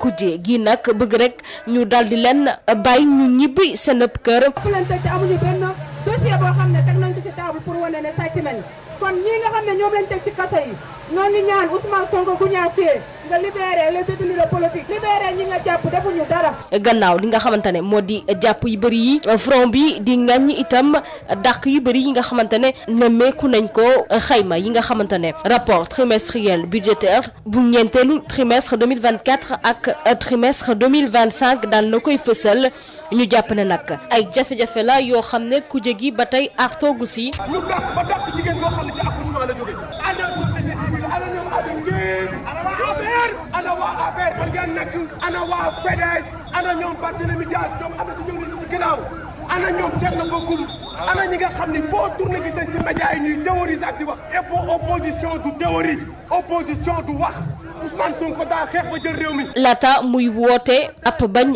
ba tëdd si suuf mu di woote ki yore seen kàddu Jibi Ndiaye. fii tant que NFA mi ngi am tant que RTS mi ngi existé ñun daañu jël suñu ay responsabilité réew mi doot ci maye ci benn nguur jël alalu réew mi foog ni moo ko moom accaparé budget bi. man la Abdoulaye Pythagore Faye depuis la Suisse donc la diaspora est derrière vous. dañ leen di wax ni tey la gasta di soog a jot gasta mi ngi soog a jot Sénégal ragal dëkku fii Sénégal duñ nangu li ñuy woowee dictature. Vous allez nous trouver sur votre chemin. front force alternative di xamle nag ne xeex bi da koy wëyal marche pacifique boo xamante ne daal na koy ndar keppe ca sortie VDN ci teewaayu ñi nga xamante ne ñoo di takk der yi. dictature du fi am. dictature du fi am. dictature du fi am.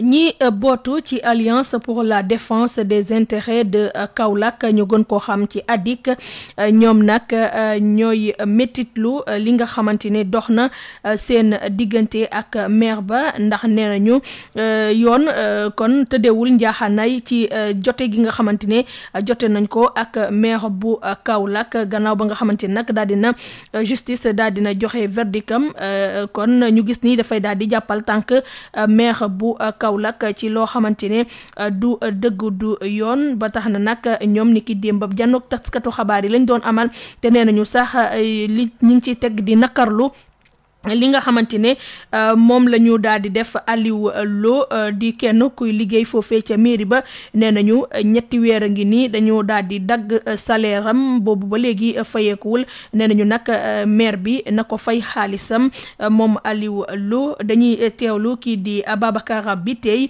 moom mooy coordonnateur bu Alliance pour la défense des intérêts de Kaolack ci micro wu Birama Ndiaye. benn mbootaay boo xamee ni ay Kaolack waa ñu dëkk ci ay bërëb yu fasante ko ñu bokkut gëm-gëm ci politique bokkuñ sax ay gëm-gëm ci tarixa ñoo dajaloo jàpp ne seen doom muy Kaolack mu ngi jooy te war nañoo feral ay ronkoñam loolu moo tax adik jóg bi ñu ubbee suñu boutique am benn client boo xam ne car macha allah ñu ngi koy ooyee Serigne Boub mu nekk maire de Kaolack ñu yóbbu woon ko ci yoon ci coow loo xam ni dafa amoon ci suñu diggante ak moom ci li ñuy wax financement des gàmmu de Kaolack ci loolu ginnaaw ay renvoi yu bëri ci loolu ñun ñu décidé de concert ak ki nga xamee ne moom mooy suñu avocat ñu ne nañu def li nga xam ne moom mooy appel ñu def ko ci le 28 avril 2025 ci numéro 38 ci cour d'appel bu Kaolack li xew nag boobu ba léegi ñun xam nañ ko adik nekkinu askan wi da koo ñor te foog naa ne loolu moo tax li nga xamee ne mooy coupure ndox mi ak qualité ndox mu bon mii am Kaolack te seen eau di ko jox nit ñi ñu koy naqarlu di ko métti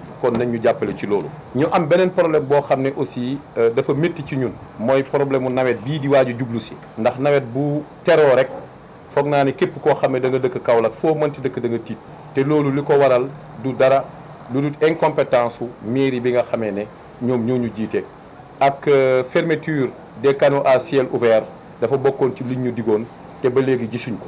beneen mbir moo xam ne it adik naqarlu nañ ko mooy ñi nga xam ne bokk ci ñoom te ñu leen di bundu xatal saa su ne. ma am ci cas yoo xam ne nag daf ma tenir à cœur muy le cas de notre frère Aliou Lo nekk agent municipal Aliou Lo toog 3 weer yoo xamee ni tayuñ ko mu nekk ci biiru tabaski ñëpp xam tabaski jafe-jafe yi ci nit ñi jànkuwanteel te ñàkk koo fay googu teguñ ko ci fenn. duma jeexal te tudduma le cas de Lamine Ndaw mi nga xam ne il est le délégué principal du marché central de Kaolack le maire di ko yónnee ay sommation di ko laaj ne ko kan moo ko fal ñu koy wax ne Lamine ku ko laal nga adik yëpp. ci loolu dañoo décider ne de concert avec les forces vives de Kaolack ñu ne danañ organiser une marche pacifique boo xamee ne point yi ko tax a jóg bi ci njëkk mooy am accès ci ndox moo xam ne dañ ko mën a naan te di ko am nuñ ko bëggee ndax bu waxtu fay jotee ñu ngi fay ndax liñ seetlu mooy ne ndox mi ñëwut te ñu doon fay la facture yi cher boobu ba léegi mu ngi cher loolu dafa war a arrêté ci Kaolack te ñu ngi ciy oowaa Kaolack yëpp ñu ànd ak ñun ci marche boobu.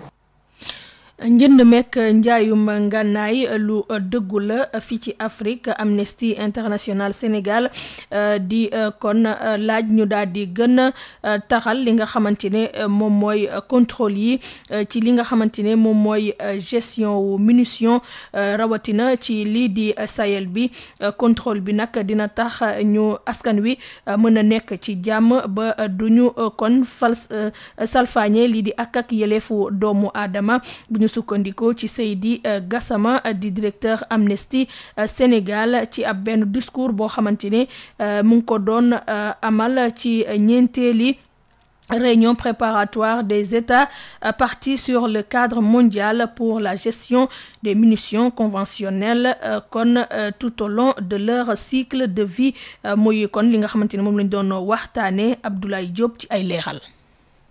circulation arme ak i bali fetal loo am la ci Sahel bi suñu sukkandikoo ci Seydi Gassama directeur Amnesty International Sénégal mu sukkandiko ci ab jàngat bu ñu defoon ci 2018 groupe recherche ak information ñeel wàllum jàmm ak kaaraange defoon ko 12 millions d'armes légères fukk ak millions yi arme yu oyof ak yu ndaw ñu ngi ci biir Sahel bi ay civil yor leen suñu sukkandikoo ci càmbar bi ba tey lu ëpp juróom benn million yu fetal ay civil yor nañ ko ci Nigéria dëkk boobu nga xamante ni am na fitna ak groupe armée ay nit ñu yor ngànnaay ba ci gën a fës di Boko Haram nga xamante ni dañuy sàcc ci wàll tamit di faat ay góor ak jigéen ki xale.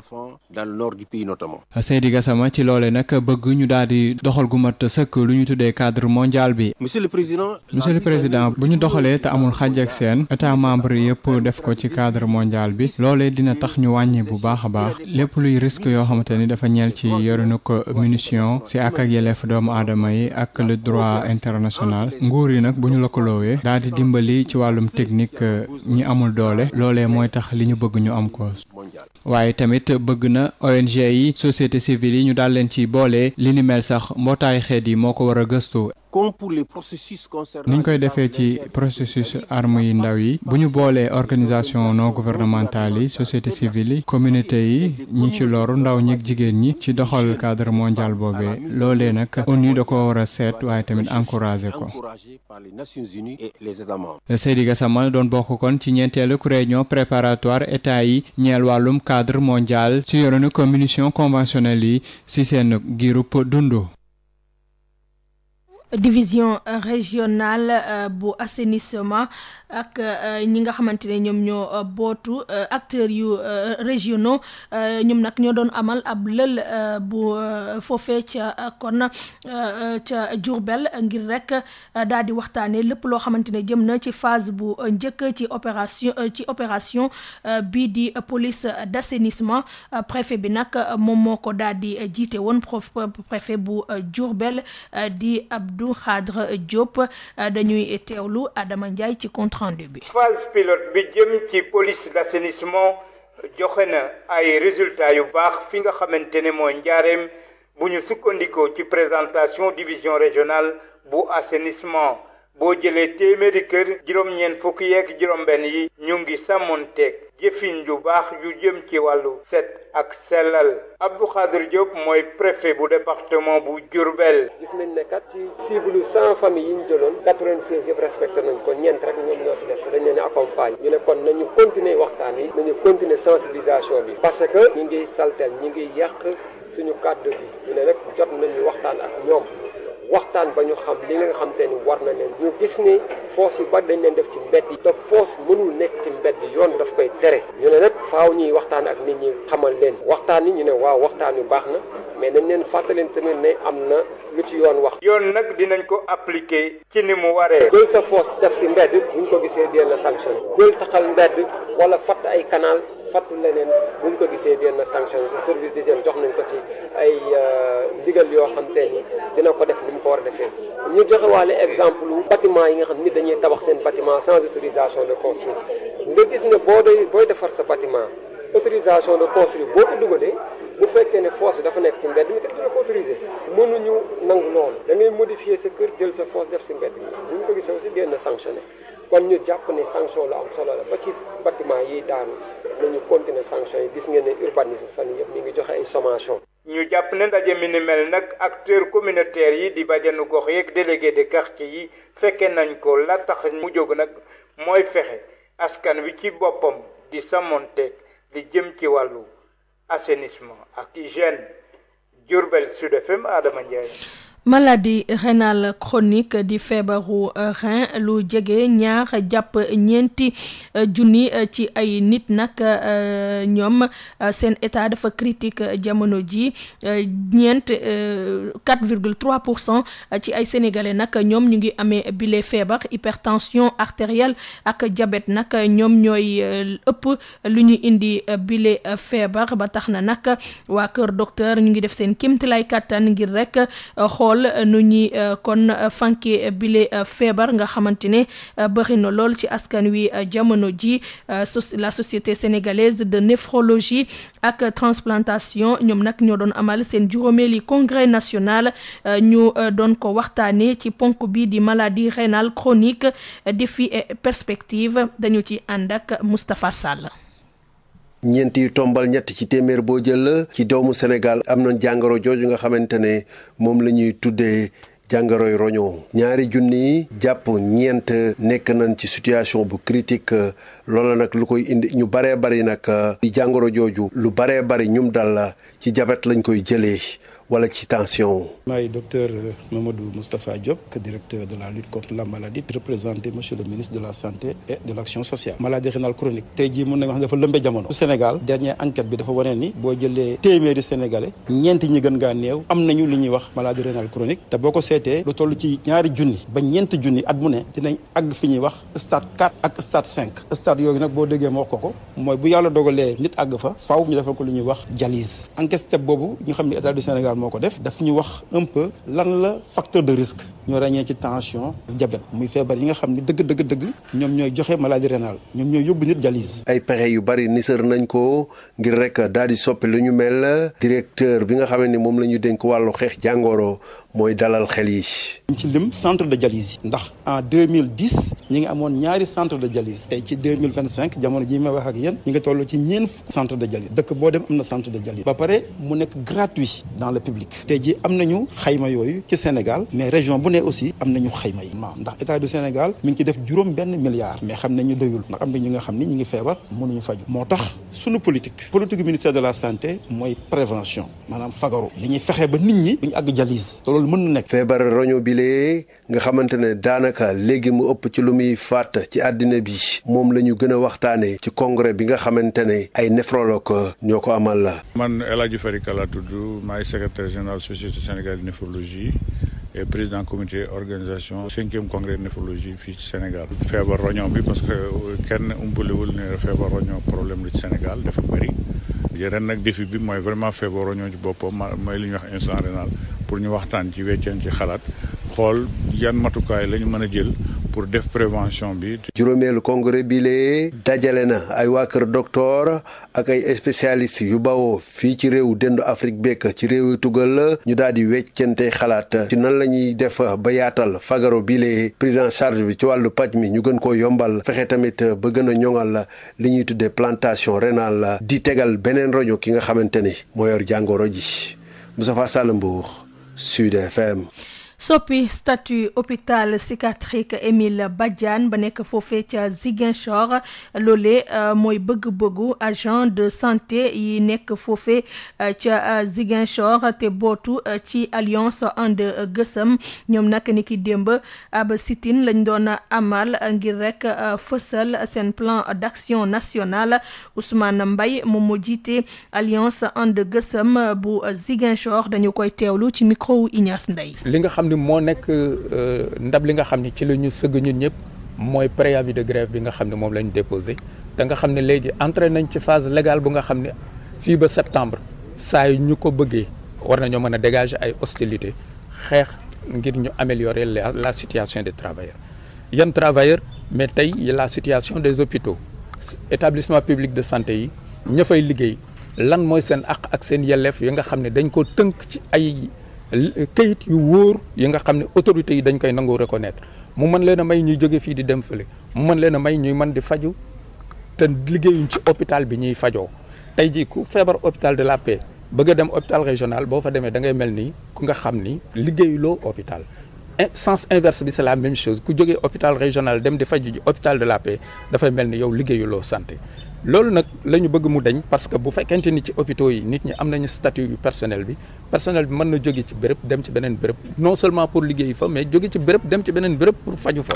problème mu personnel bi ci plan de carrière am assistant infirmier yaa ngi fii ba léegi ñu ngi leen di former ci ñaari at ak BFM alors que dañu jàppoon ne dañu war a dem ci ñetti at ak BFM bu boobaa bu ñu génnee hiérarchie ba ñuy bokkul ak bi ñu nekkoon centre Émile Badiane pour ñun région bi suñu problème la yàgg nañ di ko wax nañ ko gouverneur yi wax ko responsable yi fi nekk wax ko ak ministre bi mu fi mujjee ñëw mais li ñu ci jàpp ci Kenya mooy changer tur bi rek réglé wul problème bi dañoo bëgg ñu changer maqaamam yi ba nga xam ne Kenya dafay nekk hôpital bu nga xam ne day yor boppam ci kaw texte yi nga xam ne daf koy ormal may ko mu mën a am conseil d'administration mën a dégager ay politique d'hôpital yi nga xam ne dina ko may mu mën a suqaliku ndax Kenya ñun ñëpp xam nañu naka la moom ak hôpital régional ñoo départandoo woon hôpital régional nekkoon antenne régionale fii di jël les blessés de la Guinée-Bissau ci temps bi nga xamee ne ñooñu ñi nga xeex xool leen hôpital fi mu toll tey hôpital régional xool leen Émile Badiane fi mu toll tey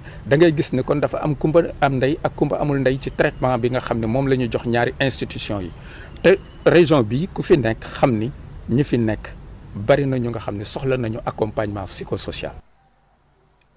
association hollandaise bi di Delphi moom nag ñu gën koo xam ci lii di béyum dër ñoom nag ñoo daal di jóg ngir rek jàppale jigéen yi ci Sénégal ngir rek ñu mën a sukkandiku ci wàllum béy ak itamit di indi yu bees su ko defee nag lii di sécurité alimentaire bi ñu mën koo am fii ci réew mi Kayar nag ñoom atum 2022 ba tey ji projet bi di oignon du futur ñu ngi ko fay amal Thiès nag moo doon amal ab ndaje jëmale ko nag ci wàllu wu ni mel dañu ci teewlu kii di Babacar Ndaw kenn du natable xarañteef réew bii di Hollande si wàllub mbay rawatina mbayub dër tax nag seen kuréel gii di Delphi atum 2022 tàmbali di liggéey lu am solo fii si Sénégal rawatina zone u Kayar. Delphi nag entreprise hollandaise la donc ñoom ñu ngi jógee ba Hollande ñëw fii nii Sénégal donc ñoom dañuy liggéey ci lépp li nga xam ne xelal baykat yi la liñ ciy séntu mooy kat baykat bi nan lay changer pratique yoo xam ne mu ngi ko doon def pour que production mën a yokk mu mën a gis boppam kon du production rek mais dañuy accompagner sax producteur bi parce que nan lay def ba mën a retrouver boppam même ci côté am-am bi depuis ñaari at ñu ngi fii nii au Sénégal liñ visé mooy gën a dëgëral taxawaayu Delphi fii nii ci Sénégal. bi yoon ñu jagleel xam-xam bi nag suñu mbokku jigéen ñi yaa Teneng Kanté ingénieur agronome la di consultante ci kuréel gi di Delphi. programme boobu noonu li ko taxawal ay jigéen yoo xam ne kat dañoo jaaxle woon ñu dajaloo jéem a ut ay solution si seeni problème mu dem na ba taxaw Égypte ñu ne comme que loolu taxaw na kat Égypte lan moo tax waruñu ko mën a indi fii nii Sénégal ndaxte gis nañ ne jigéen ñi ñu ngi liggéey si lu bëri mais amaana dajale leen ku ne mën a jàppale boppam ku ne mën a taxawu boppam si yu bëri amaana moo ñu manqué léegi nag loolu taxoon ñu defoon séminaire bi jéem a identifier li nga xam ne moom la jigéen ñi di soxla pour xool nan lañ leen ci jàppale ci ñaari at yi nag jot nañ fi am ay projet bu mel ni li ñuy woowee oignon du futur muy kat projet boo xam ne Kayar lañ ko taxawal nii te ba léegi sax ma ngi continuer projet boobu nag li muy viser mooy nan la ñuy taxawu baykat bi ba nga xam ne dina mën a def ay pratiques yu mucc ayib ba tey bis bu demee ba récolter mu mën si gis boppam. ngir jox dayoo bi nga xam ne moom mooy taxawaayub mbay rawatina jaarale ko si jigéen ñi moo tax seen ambassadrice bu Pays-Bas si Sénégal ñëw fii si Thiès bokk ak jigéen ñi ngi xool ay plan nan lañ koy jëmale jàpp nañ ko soxali jigéen di nga soxali kër Babacar Ndaw Thiès Sud FM. ngir ñu réussir nag li nga xamante ne moom mooy suñu bëgg-bëgg jot ko ci wàllum souveraineté alimentaire ab partenariat nag dox na ci diggante réseau national des femmes rurales ak lii di association Delphi dañu ci teewlu Fatou Sow Ndiaye moom mooy coordonné lii di réseau des femmes rurales du Sénégal kaddu yi mu ngi koy dénk Babacar Ndaw jigéen mooy door moo nekk début à la fin de tout développement donc ni muy jàppalee jigéen ñi ci formation surtout ci nan lay produire parce que réseau national des femmes rurales moom day bay mu bu sell te mucc ayib opportunité ak Delphi gën a renforcer bay boobu parce que bay boobu ñuy bay tey jii bu ñu bayee wante fan la ñuy jaayee Delphi mën na ko jàppale ci loolu nan lay kañ lay produire kañ lay récolter ak kañ lay am pour mu mën a am marché pour bay donc Delphi tey jii au-delà de formation bi daal moo ëpp solo pour surtout jigéen ñi parce que réseau bi dafa am ay jigéen mais aussi dafa am collège des jeunes parce que Delphi dafay jàppale xale yi surtout pour ëllëg parce que booy développer ëllëg da nga sédd ëllëg pour loo xam ni dina mën a law bon nag les jeunes am nañu solo lool pour ñu renforcer seen capacité pour préparer la relève ñu renforcer seen capacité ba pare leen processus bi de production bi ñu jàppale leen si ak aussi nan la ñuy amee marché parce que jeunes yi ak jigéen ñi ci ay entrepreneurs lañu au-delà de l'entrepreneuriat aussi dañuy renforcer le leadership transformationnel parce que dafa am solo lool parce que mag ñi ngi nii mais aussi foog ñu déglu seen xam-xam bi ñu am as tuut ñu jox xale yi pour ëllëg suñu dëkk bi mën a dem ci kanam transformation ñoom ñi ngi transformer déjà ki mi ngi wax Delphi mi ngi jàppale au niveau de Kayar mais je pense que ni war na law parce que réseau bi dafa nekk national au niveau de la vallée du fleuve ñoom ñu ngi produire beaucoup d'oignons soble bu bare mais mi ngi yàqu donc des unités de transformation au niveau de zone des Niayes yëpp presque soble seeg pomme de terre bi yëpp mi ngi yàqu bon nag Delphi mu ñu jàppale des systèmes de conservation bon nag bu ñu bayee mbay mu sell te mucc ayib sans engrais chimique si c'est possible pour vraiment renforcer l'agroécologie. kii di monseigneur Augustin Simel Ndiaye di kon évêque bu bees bu diocèse bu Saint-Louis dinañu ko dalal kon niki fukki fan ak ñaar jàpp fukki fan ak ñett ci weeru sulet bi ñu dëgmal foofee ca Saint-Louis nag ñu ngi waajal xew-xew bu mag boobee ci wàllum diine ba tax na nag gouverneur bu Saint-Louis niki démb ci ajuma ji mu ngi doon amal ab comité régional de développement ñu koy wax CRD ngir lu jëm ci wàccaayu sacre monseigneur Augustin Simel Ndiaye moom préfet bu gouverneur bu Saint-Louis nag Alassane Sall nee na nag lépp loo xamante ne matukaay la dinañu ko jël ngir rek bi la xew-xew ñu amal ko ci anam yu mucc ayib Yves Tendeng. ginnaaw bi mu sargalee ñii di chrétien yi rawatina ñii di yeewoo fii ci diocèse bu Ndar. ci nomination bi nga xam ni nommé nañ ko évêque bu bees mu war a ñëw ñu samp ko incha allah entre le 12 ak le 13. kii di gouverneur bu Ndar di Alassane Sall moom daal na dalal xelu ñi nga xam ni ñooy responsable ak i membre comité d'organisation bu sacre bu évêque bu bees bile di monseigneur Augustin Siméon Ndiaye te xamal leen ne daañu jël matuwaay yëpp ngir amal boobu lay xew-xew ci anam yu mucc ayib. ñëpp xam nañ nag ni cérémonie bu mel noonu cérémonie bu mag la ñëpp xam nañ nag loolu buy faral di am li ñu président sant mooy que na état bi taxaw ni mu war a taxawee jàppale organisateurs yi. ba liggéey booba ñu def ko ci jàmm ak salaam loolu moo taxoon tey mu recevoir comité bi ci CRD bi indi chef de service yi comité bi wax li mu soxla chef de service yi wax li nga xam ni dinañ ko taxawee defe na réponse yi ñu indi satisfaire na comité d'organisation bi li des nag mooy assurer le suivi incha allah ba bu bés ba dinañ ci dugg ci bisimilah rahmaani rahim génn ci alhamdulilah rabil alamin à la grande satisfaction du comité d'organisation mais également de la communauté catholique bu soobee yàlla. muy ay engagement yu nga xam ne ni dalal na xelu kii di abbé Jean-Laurent Préra mi nga xam ne ni mooy directeur des œuvres diocésaines bu Ndar te it ñu dénk ko lépp luy grand événement. dañ cee kontaan bu baax a baax tey mën naa ne mën nañu nelawaat ne njaaxaanaay comme ni koy wala fi di waxee. parce que bi ñu duggee ci CRD bi nii gis nañ ni lépp li nga xam ni mbëbatoon nañ ko gouverneur bi ak ñi mu àndal ak service yi nga xam ni moom la état bi bàyyi fii te ñoom ñoo ko jiite ñoom ak préfet yi jël nañ seen matuwaay ci yooyu yëpp waaw dig nañu nag ni daañ ko topp te daañu def lépp seen kéemtaayu kattan ba nga xam ni li ñu namm ci ñoom ci organisation bi daañ ko mën a am. ñu nar ko amal ci fukki fan ak ñaar jàpp fukki fan ak ñett ci weeru sulet bi ñuy dëgmal bile sacre bu évêque bu bees bile di monseigneur Augustin Siméon Ndiaye dina dalal fii ci Ndar mbooloo mu takku ci ay chrétiens yu nar a bàyyeeku ci diocèse yu nekk ci mim réew waaye itam ci jàngu yu nekk ci yeneeni réew yu l'Afrique ki doon jokkoo ak yéen fii ci Saint-Louis Yves Tendeng Sud FM. directeur diocésain des œuvres catholiques bu Saint-Louis nag moom mi nga xamante ne moom la ñu daal di dénk lépp loo xamante ni jëm na ci xew-xew yu mag di abbé Jean-Laurent Préra moom mu ngi dellu siwaat ci solo li nga xamante ne moom mooy ordination ak intronisation bu évêque bu bees boobee nga xamante ne dinañu ko teg ci tooguwam ca Saint-Louis fukki fan ak ñaar jàpp fukki fan ak ñett ci weeru sulet bi ñu dëgmal ñu teewlu kàddu yi ak Yves Tendeng.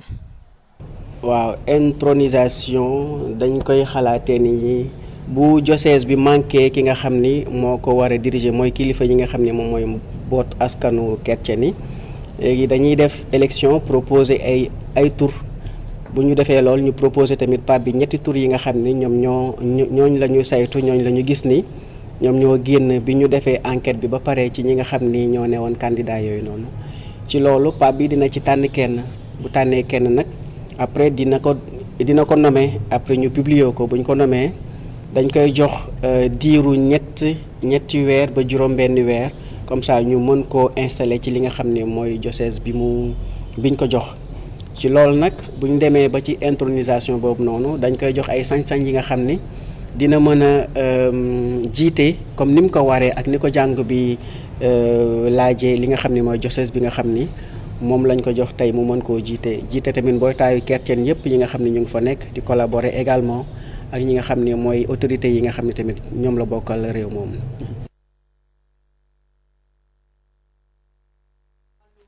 tàggat yaxam ak lii di basketball bi la ñu koy dooxee championnat national dañuy amal tey ji lii di final play-off retour yi Jeanne d'Arc bu Dakar moo ci laaleeg ASC Ville de Dakar ci góor ñi ak jigéen ñi ñëpp ci jigéen ñi nag jàppale ni ñoom ñooy njëkk soobu ci lii di Parc Stade Marius Ndiaye ngir amal seen final retour boobee bu 17h jotee nag ci lañ koy daal di amal bu 18h30 jotee nag ci la leen góor ñi di feelu ci ale ba nag ñu fàttali ni góor ñi ñoom ASC Ville de Dakar moo ci dóoroon JA 62-58 ci jigéen ñi nag kii di Jeanne d'Arc moom dafa daal di ñàkk itamit ci digganteem ak ASC Ville de Dakar 46-66 ñu ñëw ci wàllum football bi ak lii di ndoxteelu bëccëg bu mujj ci championnat national bi ci Sénégal Ligue 2 bi nag tey jii la ñuy door seeni jongante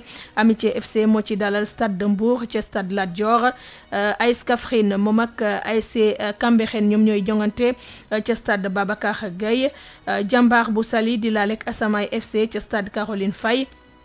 AS Douane moom ak RS Yoff lay doon ca stade Djigali Bakayoko ba féetoo ca Padoua. CNEPS bu Thiès war a laaleek AS Bambey ca stade Maniang Soumaré. yile jongante yëpp nag ci benn waxtu bi la ñu koy daal di amal li nga xamante ne moom mooy Ligue 1 bi ñoom suba la ñuy daal di amal seen bëccëg bu mujj bu muy bëccëg boo xamante ni ñëpp a ngi koy xaar ndax ba léegi kii di Jaraaf bu Dakar ak Union Sportive bu Gorée ñu ngi ci dàkkante bi ngir xam kan mooy jël lii di champion bi titre champion bi niki ren ji kon suba kii di HLM bu Dakar dina dalal Jaraaf. Kii di Union Sportive bu Gorée dina laaleek kii di Guédiawaye Football Club. Union Sportive bu Wakam dina laaleek Casa Sport Ouslofa.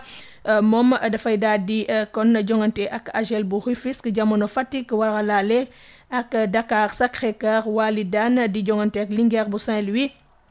Génération Foot. AS Pikine Sonacos moom ak Teungueth FC lay doon yi leen ndaje nag ci benn waxtu bi la ñu koy amal niki suba ci dimanche bi bu 17h jotee. Dañuy dikk ci sunu gan. Sud FM ganu bés bi. Ganu bés bi Djiby Ndiaye la dañu koy teewlu ci kon doxub ñaxtu bi nga xamante ni ki démb front force alternative ñu ngi ko doon amal ngir rek nakarlu askanu Sénégal gi nga xamante ne nag ñu ngi leen di jàpp di tëj ci kaso yi ci li ñu jàpp ni du dëgg du yoon ak itamit dund bu cher bu métti bi jamono ji. sant di gërëm ñëpp ñi nga xam ni àndandoo ñu ci marche bii tey nga xam ni macha allah ñëpp ñi nga xam ni maanaam bëggoon nañu Sénégal nekk seen xol Sénégal intéressé leen par porloowuñu naafequñu gëm nañ seen bopp gëm ni ay doomu sénégalais yu diñ nañu fekk si nañu li am nag ba des mooy xool nañu ba xool waaye Sénégal li fi des mooy seetaan ak gëmm ak faire semblant parce que dama ne mënuñu ci nekk ci réew lu mat 3000 personnes ñu dàq leen seen liggéeyukaay fii may wax ak yéen ba tey waa ma ne sénégalais yi ana société civile bi nga xam ni ba fi Macky Sall di nekk lépp loo xam ni maanaam verre bu toj ci réew mi sax ñu génn dem Washington wala ñu dem Facebook bind wala ñu dem tweet bind di ko ñaawlu tey Sénégal fees dell ak ay problème boo jógee ci travailleurs yi nga xam ni dañ leen tooñ seen ay droit respecté wuñ ko yàqal nañ leen seen avenir yàq seen ay avenir yu doom yàq seen ay avenir yu njaboot ñu yaakaar ni fa lay yem ñu jóge fa nguur goo xam ni 15 mois mi ngi toog ci biir 15 mois yooyu amul benn dige boo xam ni nguur gi def na ko te li ci gën a bon gën cee ñaaw mooy sénégalais yi lu ñu xiif Bassirou Diomaye Faye faalewu leen sénégalais yi lu ñu xiif Ousmane Sonko faalewu leen ñoom li leen ñor intéressé leen mooy seen ay oto seen ay kër seen ay jabar seen ay xarit ak ay poste ñu distribué sénégalais yi sonn loolu jaaxle lool te li gën a bon ci coono sénégalais yi mooy dañu gis ko leen ko jooyal ana ñu fi doon jaay ni ñooy opposition ana ñu fi doon wax ni ñoom la ñu àndal ana ñu fi doon jaay ni ñoom ay Dakar rek ay Kaolack ak ay Thiès ak ay Saint-Louis ñoom ñoo ko moom réew mi mënuñu ko continuer yore nii opposition bu fekkee da nga koy incarné opposition bis bu nekk da nga ko war di wane te lii xaw ni tey lii mooy yëfu gor mooy ay sénégalais yu jóg xaaruñu ma Samba xaaruñu ma Demba def seen ay pancarte génn ñi d'accord ñoo Pastef d'accord ñoo Ousmane Sonko réew mi ni ñuy doxee d'accord ci bi gën a doy waar nag ci réew mi mooy budget bii ngeen gis barki de moo njaay mu gañ ci rapport yi ngeen gis état du Sénégal ci seen ñàkk yërmande seen soxoro ak seen ñàkk yéene sénégalais yi li nga xam ne suñu ay biir suñu ay Dakar ñu dajale ko jox leen ay milliards muy 350 milliards gouvernement bi ne ko fuuf jëndee koy essence noosee ko di ko tukkee ay Chine ay France ay Burkina taxawaalu ba réer ñëw nañu yéen nag comme que léegi sarax si des na kaa leen ñu sarax leen sax bi sabili la 2 milliards ngeen entre 2 milliards yooyu doox ak 2 milliards yi loolu lañ def sénégalais dox ñu ko d'accord fii tant que NFA mi ngi am tant que RTS mi ngi existé ñun daañu jël suñu ay responsabilité réew mi doot ci maye ci benn nguur jël alalu réew mi foog ni moo ko moom accaparé budget bi Ousmane Sonko tey bu fekkee ni tey dërëm dañ ko bëgg dépensé tey ci nguur gi bureau Ousmane Sonko lay jaar ba pare mu xool ba xam ne ñuy dépensé wala duñ dépensé mu mel ne daal réew mi ñun dañuy liggéey ba weer bi dee fay ko Ousmane Sonko toog askanu Sénégal sonn lool nit ñi los ci ñuy woo Sénégalais yi ne leen génn leen ngeen jàkkaarloog réew mi amul benn secteur bu dox fonctionnaire gërëmul Ousmane Sonko baykat yi gërëmuñu Ousmane Sonko sàmmkat yi gërëmuñu Ousmane Sonko étudiants yi moom dama leen jëlale journalistes yi yéen moom defe naa ni ba Ousmane Sonko faloog léegi yéen a gën a sonn yéen a ëpp problème yéen a gën a jaaxle ci képp koo xam yaa ngi liggéey Sénégal loolu nag la NFA taxaw bu leen xoox bu leen tiit bu leen ragal fii ñii taxaw fii ay gor lañu ragal amu fi ragal du màcc ci réew Ousmane Sonko bii ragal du génn ci réew Ousmane Sonko bii gis ngeen toroxal gi ñuy toroxal askan bi tribunal chaque jour tëj picc jàpp bàyyi yëpp koo xam ni maanaam comme dund Ousmane Sonko tey sa bakkan ñu ngi ci xoot parce que ñu ngi xool ñu la jàppee ñu la yóbboo tribunal ak ñu la toroxalee dañu ne Ousmane Sonko da xam ne réew mi ay ragal newuñu fi réew mi ay tàppet nekkuñu fi réew mi ay yambar nekkuñu fi dana jaakaarloo ak jeunesse xaaruñu nag kenn koo xam ni maanaam da ngay opposé wu di jàppale la vraie opposition tey NFA mi ngi koy taxawee RTS fii ànd ak ñun mi ngi ko taxawee ragaluñu duñu puus duñu dellu ginnaaw te lépp loo xam ni Sénégal taxaw laaj na ko ci taxaw ak ci xeex ak ci fulla ak fayda ñun daañu ko taxaw daañu ko xeex daañu ko jàmmarloo ñu leen di sant ñu leen gërëm di kontaan ci yéen di fekk. Alassane Wade ñu koy jaajëfal bu baax moom it ci wàllum technique bi yéen it cant ak ngërëm ñel na leen ci ànd bi ngeen di ànd ak rajo Sud FM saa su ne di fi taataane xabaar rédaction bi dina dellu si bu 9h jotee xabaar yi ci tënkalee doon ci kàllaamay wolof ak tubaab laata boobu ma ñaanal leen ñu yendoog jàmm.